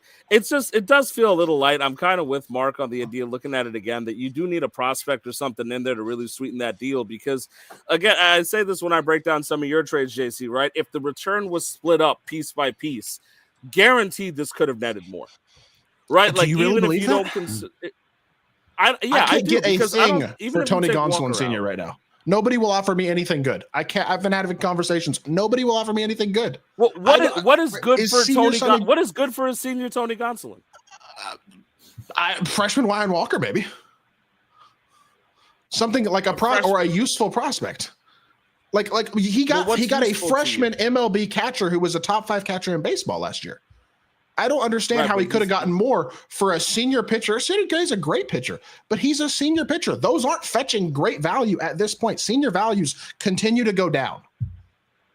And I mean, Cal Raleigh's, I don't know, man. I don't know. He's been. I think we agree to disagree to a certain extent. I don't know if he could have gotten more trading these assets separately, to be totally honest. I think he could have, especially like, again, we are still 8 weeks out from the, or maybe like 6 weeks out now from like the trade deadline. There's going to be teams who are going to be thinking about the conference tournament and pushing a little more too. Some people aren't feeling that urgency yet because they're still figuring things out. I don't know. I think you could have gotten more. I think the starting pitching premium has been a big one in this league. And so I think he could have gotten more. That's my personal opinion. It just obviously takes more work to trade them solo instead of as a package. And you might be right that he might just be a huge Yanier guy, right? And that's valuable because it's just kind of a really shitty situation, and you're moving away Raleigh. But I haven't got a chance to look at his team. I don't know who his red shirt is going to be. I kind of agree with Ash that Raleigh would have been a pretty solid red shirt and something you could trade at a later time. I do see Chris's comments says Duke mentions this deal would make sense without Gray. I think I would agree too, because look, if you look at it again, right, Beltre and Bauers being a bit of a nothing piece, I agree with you, right? So freshman catcher who's underperforming but generally considered to be someone solid, and a freshman reliever. I'm not really big on relievers having big trade value in my opinion. So a freshman Ryan Walker and a freshman catcher for senior Raleigh who's really killing it, and senior Walker, yeah, I can kind of see that happening, but I feel like Gray could have at least netted something more on top of that. Maybe a prospect, nice little shiny mystery box, something else. It does feel a little light, and it's one of those things where it continues to find, like, I don't think Bauers and Beltre have value, right? So it's like you said, why are they in this trade? It just feels like you could almost take them out of it, and it really looks like it's a lot for hoping that Yanier returns to what was a short peak of being very good.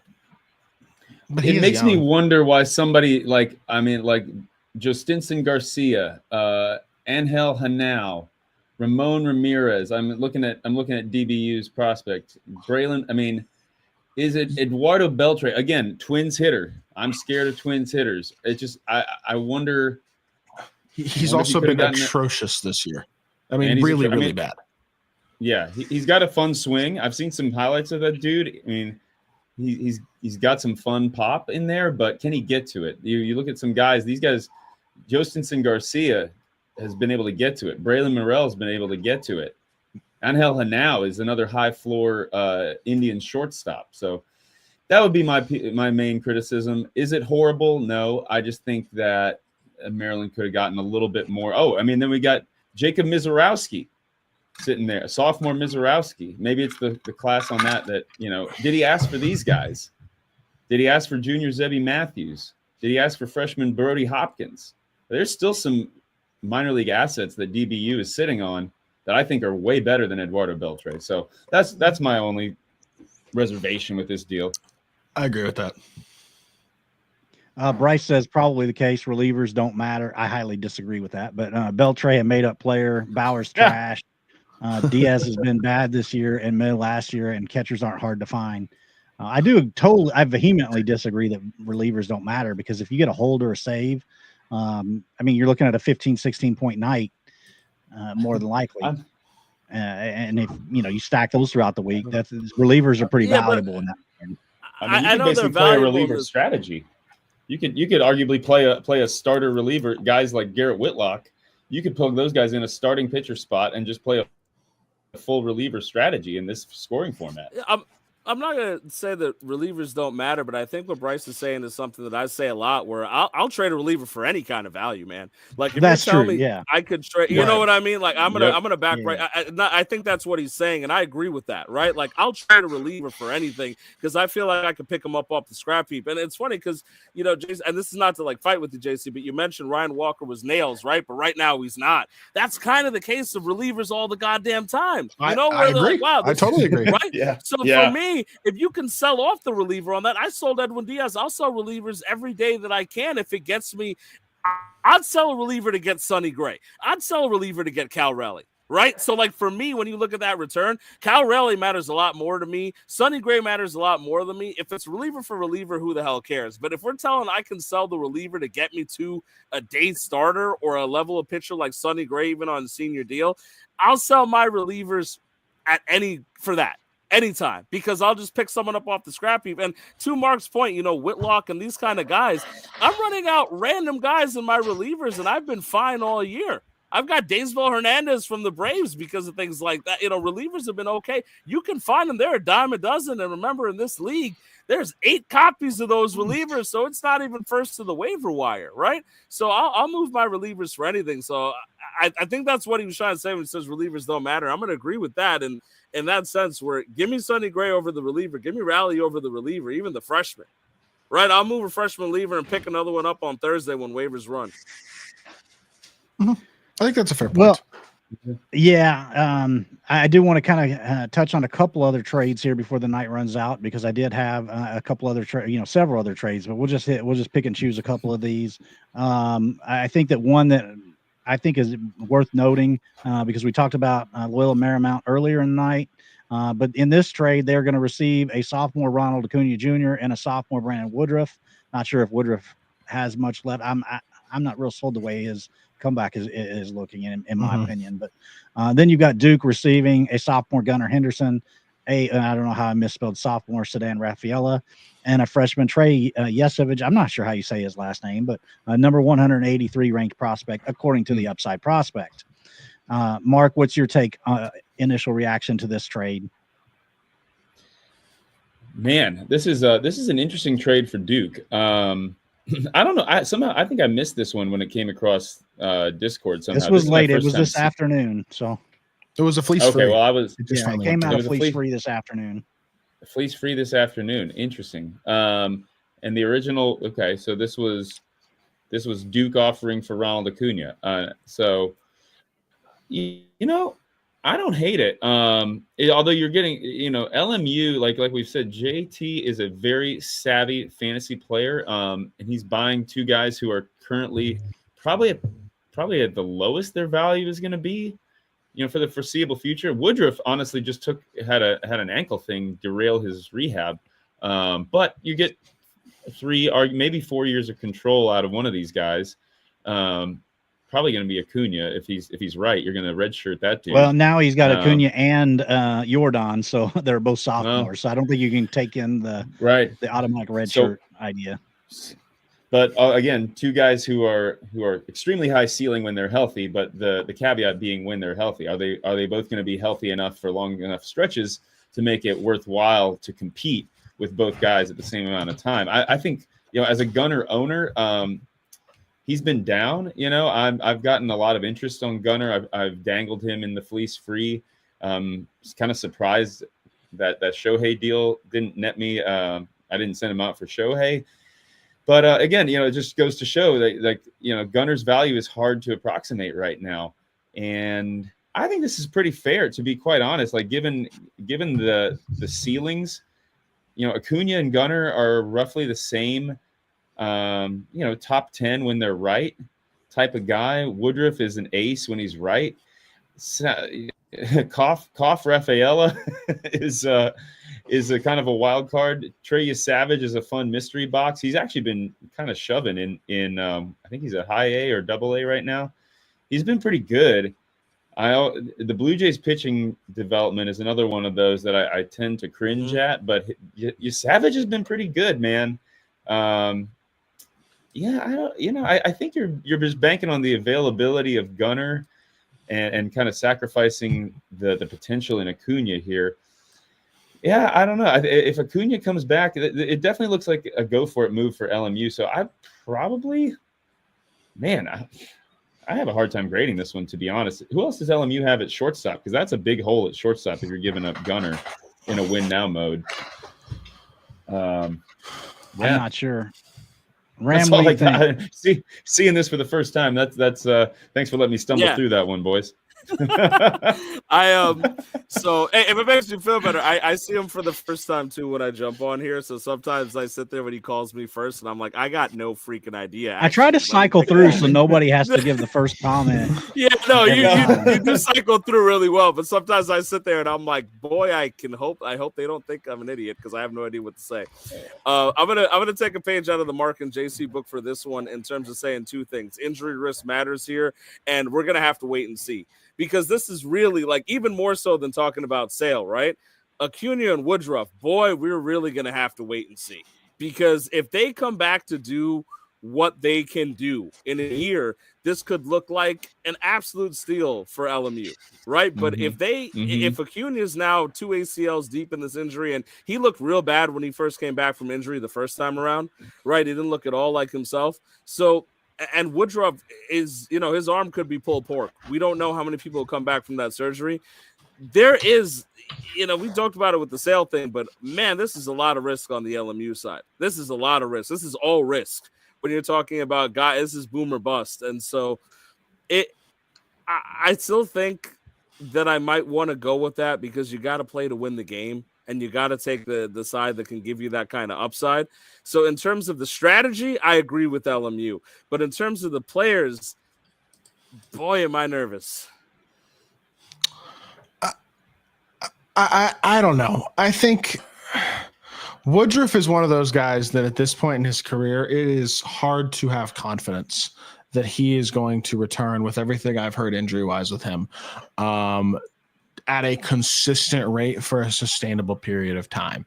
Now, his rehab stats actually look pretty good. He's pitched to a less than 3 ERA. He's striking out a batter an inning about. Like, his rehab stats look pretty good. His whip's a 1.2, not terrible. I mean, he looks solid, but he just went down with like ankle tendonitis that prevented him from getting activated. Like, you just have I have no confidence long-term in him at this point. And I think realistically what this looks at is Acuna, who's returning from injury, he just hit a home run tonight, I think. And then Gunnar struggled this year, and Gunnar honestly struggled second half of last year as well, after just lighting the world on fire for a while last year. But if you look at it as Acuna and Gunnar are more or less, depending on the opinion, probably relatively similar in value, then it's Savage and Rafaela for Woodruff. And my honest opinion is I don't know. Because if Woodruff is a consistent high-level MLB starter at anything close to the level he was a couple years ago, then LMU wins this trade. If Woodruff comes back one start, he's all of a sudden he's shut down. He's never consistent. He's one of these guys who's like Max Scherzer the last couple years where he's always hurt. If it's something like that, then I mean, Savage has looked really good at high A ball. Obviously, it's early in his minor league career, but that's a guy who you want. I mean, that's an interesting prospect. I think he's gained some traction and deservedly so. Really good strikeout numbers. He looks good. And Rafaela's a useful bench bat. He may not be much more than that, but I do think he's worth rostering. And I think he might at least have a little bit of value. So it just depends on what you get out of Woodruff, to be honest, at this point, I think. Yeah, I think that's a fair evaluation. I think that this trade boils down to it's Acuna for Gunnar. And then it's who do you like more? I like Ronald Acuna. We're talking 13 months removed from him going number 2 overall in almost every fantasy draft. So I think that we forget sometimes how highly we think of a player while they're out injured. So I think Ronald Acuna is the guy for me. That's the one I want out of this deal. So I lean with JT here, even though it's a fair deal. Don't get me wrong. Before we go, I'll do one more trade up on the block. And the reason I wanted to make sure we got this one in is because it was a new owner coming in, and they, decided to take the opportunity to build their team rather than to tear it down, which I definitely respect. We've got Coastal Carolina, who's sub 500, rebuilding their team. I believe they're in the American Conference with UJC. You got they are getting a sophomore Jack Leiter, Cade Povich, freshman Robbie Snelling at 194, and a freshman phenom helium prospect right now with Brandon Clark coming out of nowhere as a 5th round pick, up ranked number 80 by the upside prospect. I just traded him as well recently, so we'll see if I regret that. But Colorado also now conversely receiving a senior Luis Castillo, senior Michael Lorenzen, sophomore Luis Severino, and a freshman Jackson Wiggins, who I think is an amazing prospect as well. Surprised he's not ranked in that upside prospect top 300 ranking that he has. So what do you guys think about this? Ram, I'll let you lead us off here. Yeah, of course. Right after I said leading off is hard. Let's all right. So let me bring this up a little closer on my screen here. So I think I think that this is, first off, I want to echo what you're saying. I do respect Colorado for going for it. Same way I talked about JT. I love that they're going to try and acquire some new players and push in for this pennant race. That's good, man. Flags fly forever. Let's go into that league when you don't have to pay for the year and try to get that win. I love that idea. Now, Severino's a guy that I've kind of struggled to figure out some value on because of the fact that the A's are kind of playing in that minor league ballpark over there, and he has not looked as sharp over there. He's going to be for this sophomore contract for the remainder of that time. He's going to be over there in Sacramento, and so it might be a tough one to get real value out of Severino, even though you're getting a few years. I'm mixed on Lorenzen. I do like Luis Castillo, and I like Jackson Wiggins. So I feel like Carolina could have got a little more, but if you're jumping on those the hype names of Brandon Clark, I'm pretty okay with Robbie Snelling. I'm higher on Povich than most people are, and I do like Zach Leiter too. I feel like instead of quantity, they went ahead and got some years here out of Leiter and Povich, guys that could probably contribute next year. It looks like the O's don't necessarily invest enough in their pitching to knock Povich out, so he'll have a shot. I think that Colorado got a bit of a bargain. I'm not going to call it a fleece by any means. I like the return for Carolina, so I think I'm going with Carolina in this instance. Even though I think they could got a little more, I think I'm going to go with Carolina. I'll follow that up. I feel like this is a deal where I'm not as high on Cade Povich. He has really struggled. I mean, pretty much like this year, last year, anytime he's been at the MLB level so far, again, he's only 25, he has really struggled. The fact he's not a freshman contract to me is a little bit, I don't love that as much because I feel like at this point he's been so hit or miss. And even in a bad Orioles rotation, which is really the only reason he's still, I feel like, in the rotation and not in the minors right now. I don't totally know that I trust him, considering you're just really at this point banking on 2 good years starting next year with him. Leiter, on the other hand, is one of those guys who certainly had his struggles, especially last year. And this year he was really good his first couple starts. Pretty shaky his last few starts. He was awesome tonight. I'm a Rangers fan, so I've been watching Jack Leiter, and I'm a Jack Leiter owner, so I've been watching all of his starts very closely. He was awesome tonight. His location is his biggest thing. When he locates, he is, and I don't say this lightly, I truly believe he has elite stuff. When he's not locating his pitches, he gets hit around. It's just, it's very inconsistent with him. That's a guy who, if he really can continue to stabilize like he has at points this year, could be, I mean, Castillo's probably name value the best pitcher in this deal, but I would not be surprised if we look back at this in a year and Jack Leiter's the best pitcher in this deal. And I wouldn't be surprised if we look back at this in a year and Brandon Clark is 100% the best prospect in this deal as well.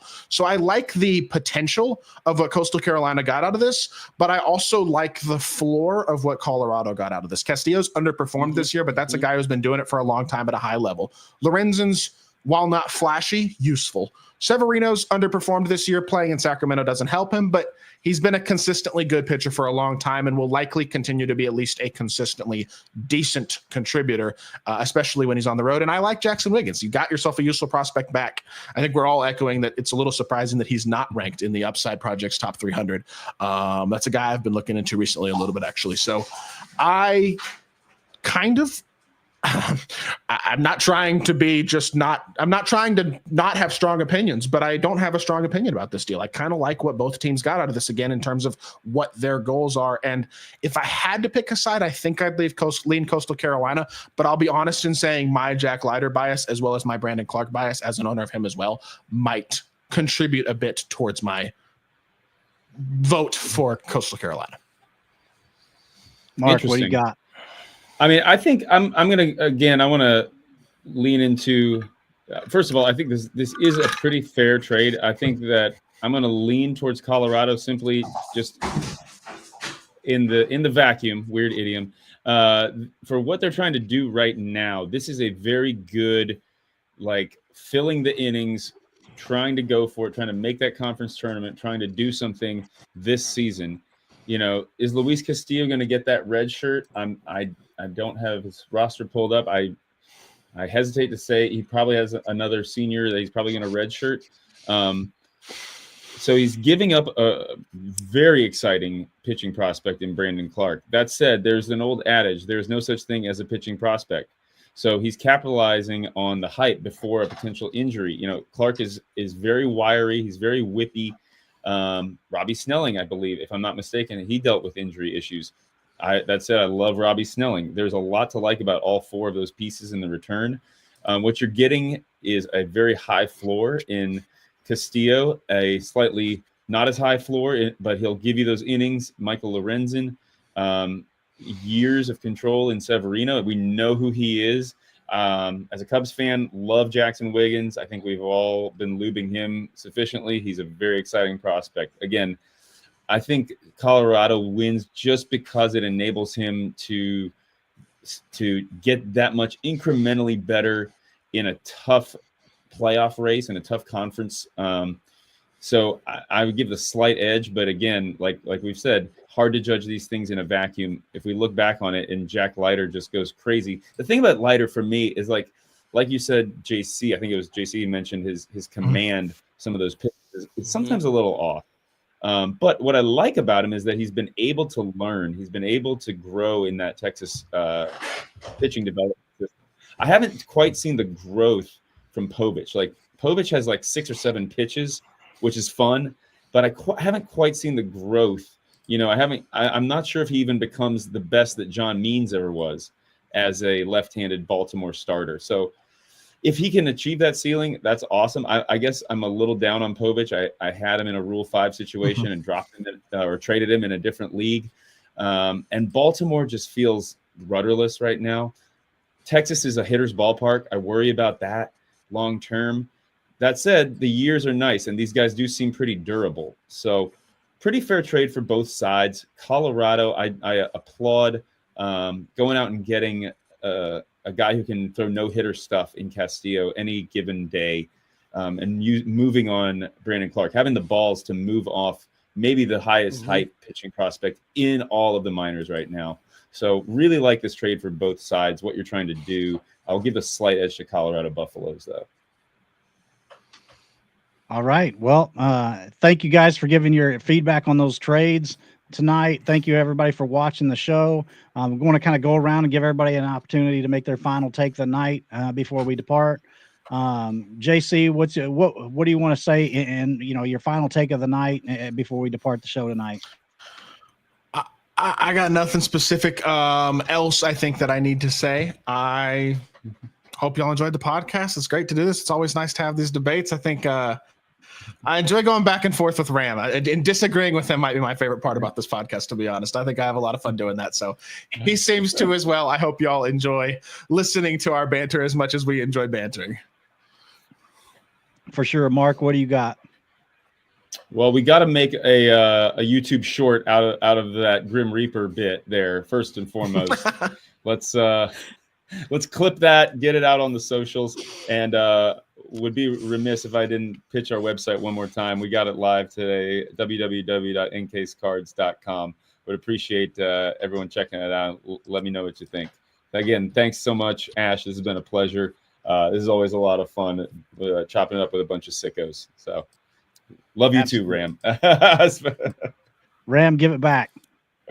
Yeah, I'm gonna take a second here if I can steal a minute or two, because I did mention something I want to pull up before, where we talked about cupcake divisions, we talked about points against. I'm gonna pull up an image real quick here.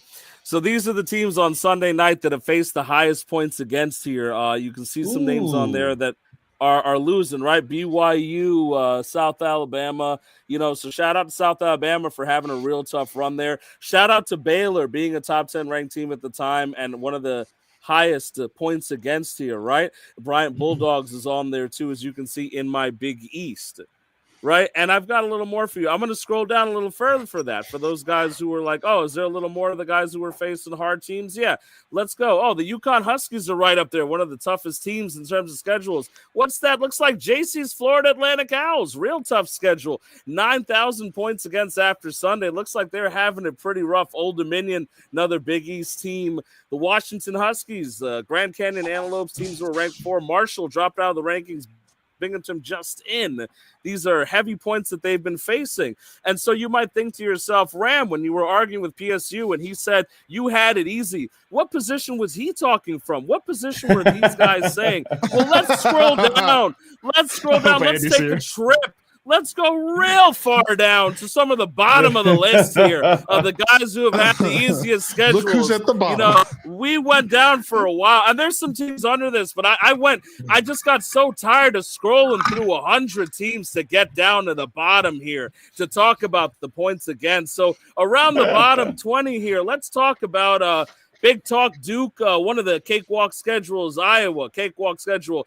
The Penn State Nittany Lions with only 82 against them has nothing to say to guys like me and JC who are going through war out there every week, right? And all the way as we keep going down to a good friend of mine, Chris, with only 8,000 points against after Sunday and that 11-1 record. You start to look at that Penn State 10 wins and those Florida 11 wins, and you think, well, UConn's got 9 wins. Maybe they're not that special. Again, I want to refer to points against when I go here, when I talk about this. Let's look here. I see me, and I see JC, but I don't see Penn State, and I don't see Florida International. And I just thought it would be relevant to talk about points against, because sometimes luck matters, and I just thought it'd be relevant to talk about. Absolutely. I don't have much to follow up on that. Amazing. I don't think I can. I don't think I can top that. So I just thank everybody for watching. Thank you, JC, Mark, and Ram, for a great show. Thank you, everybody, for watching the channel and supporting us in this. Make sure you check out the New York Power Hour tomorrow night and our General Baseball show on Thursday night. Will make its return. Looking forward to talking some baseball on Thursday. So, all right, guys. Well, that's a wrap for another edition of This Week in the CBL. And thank you very much.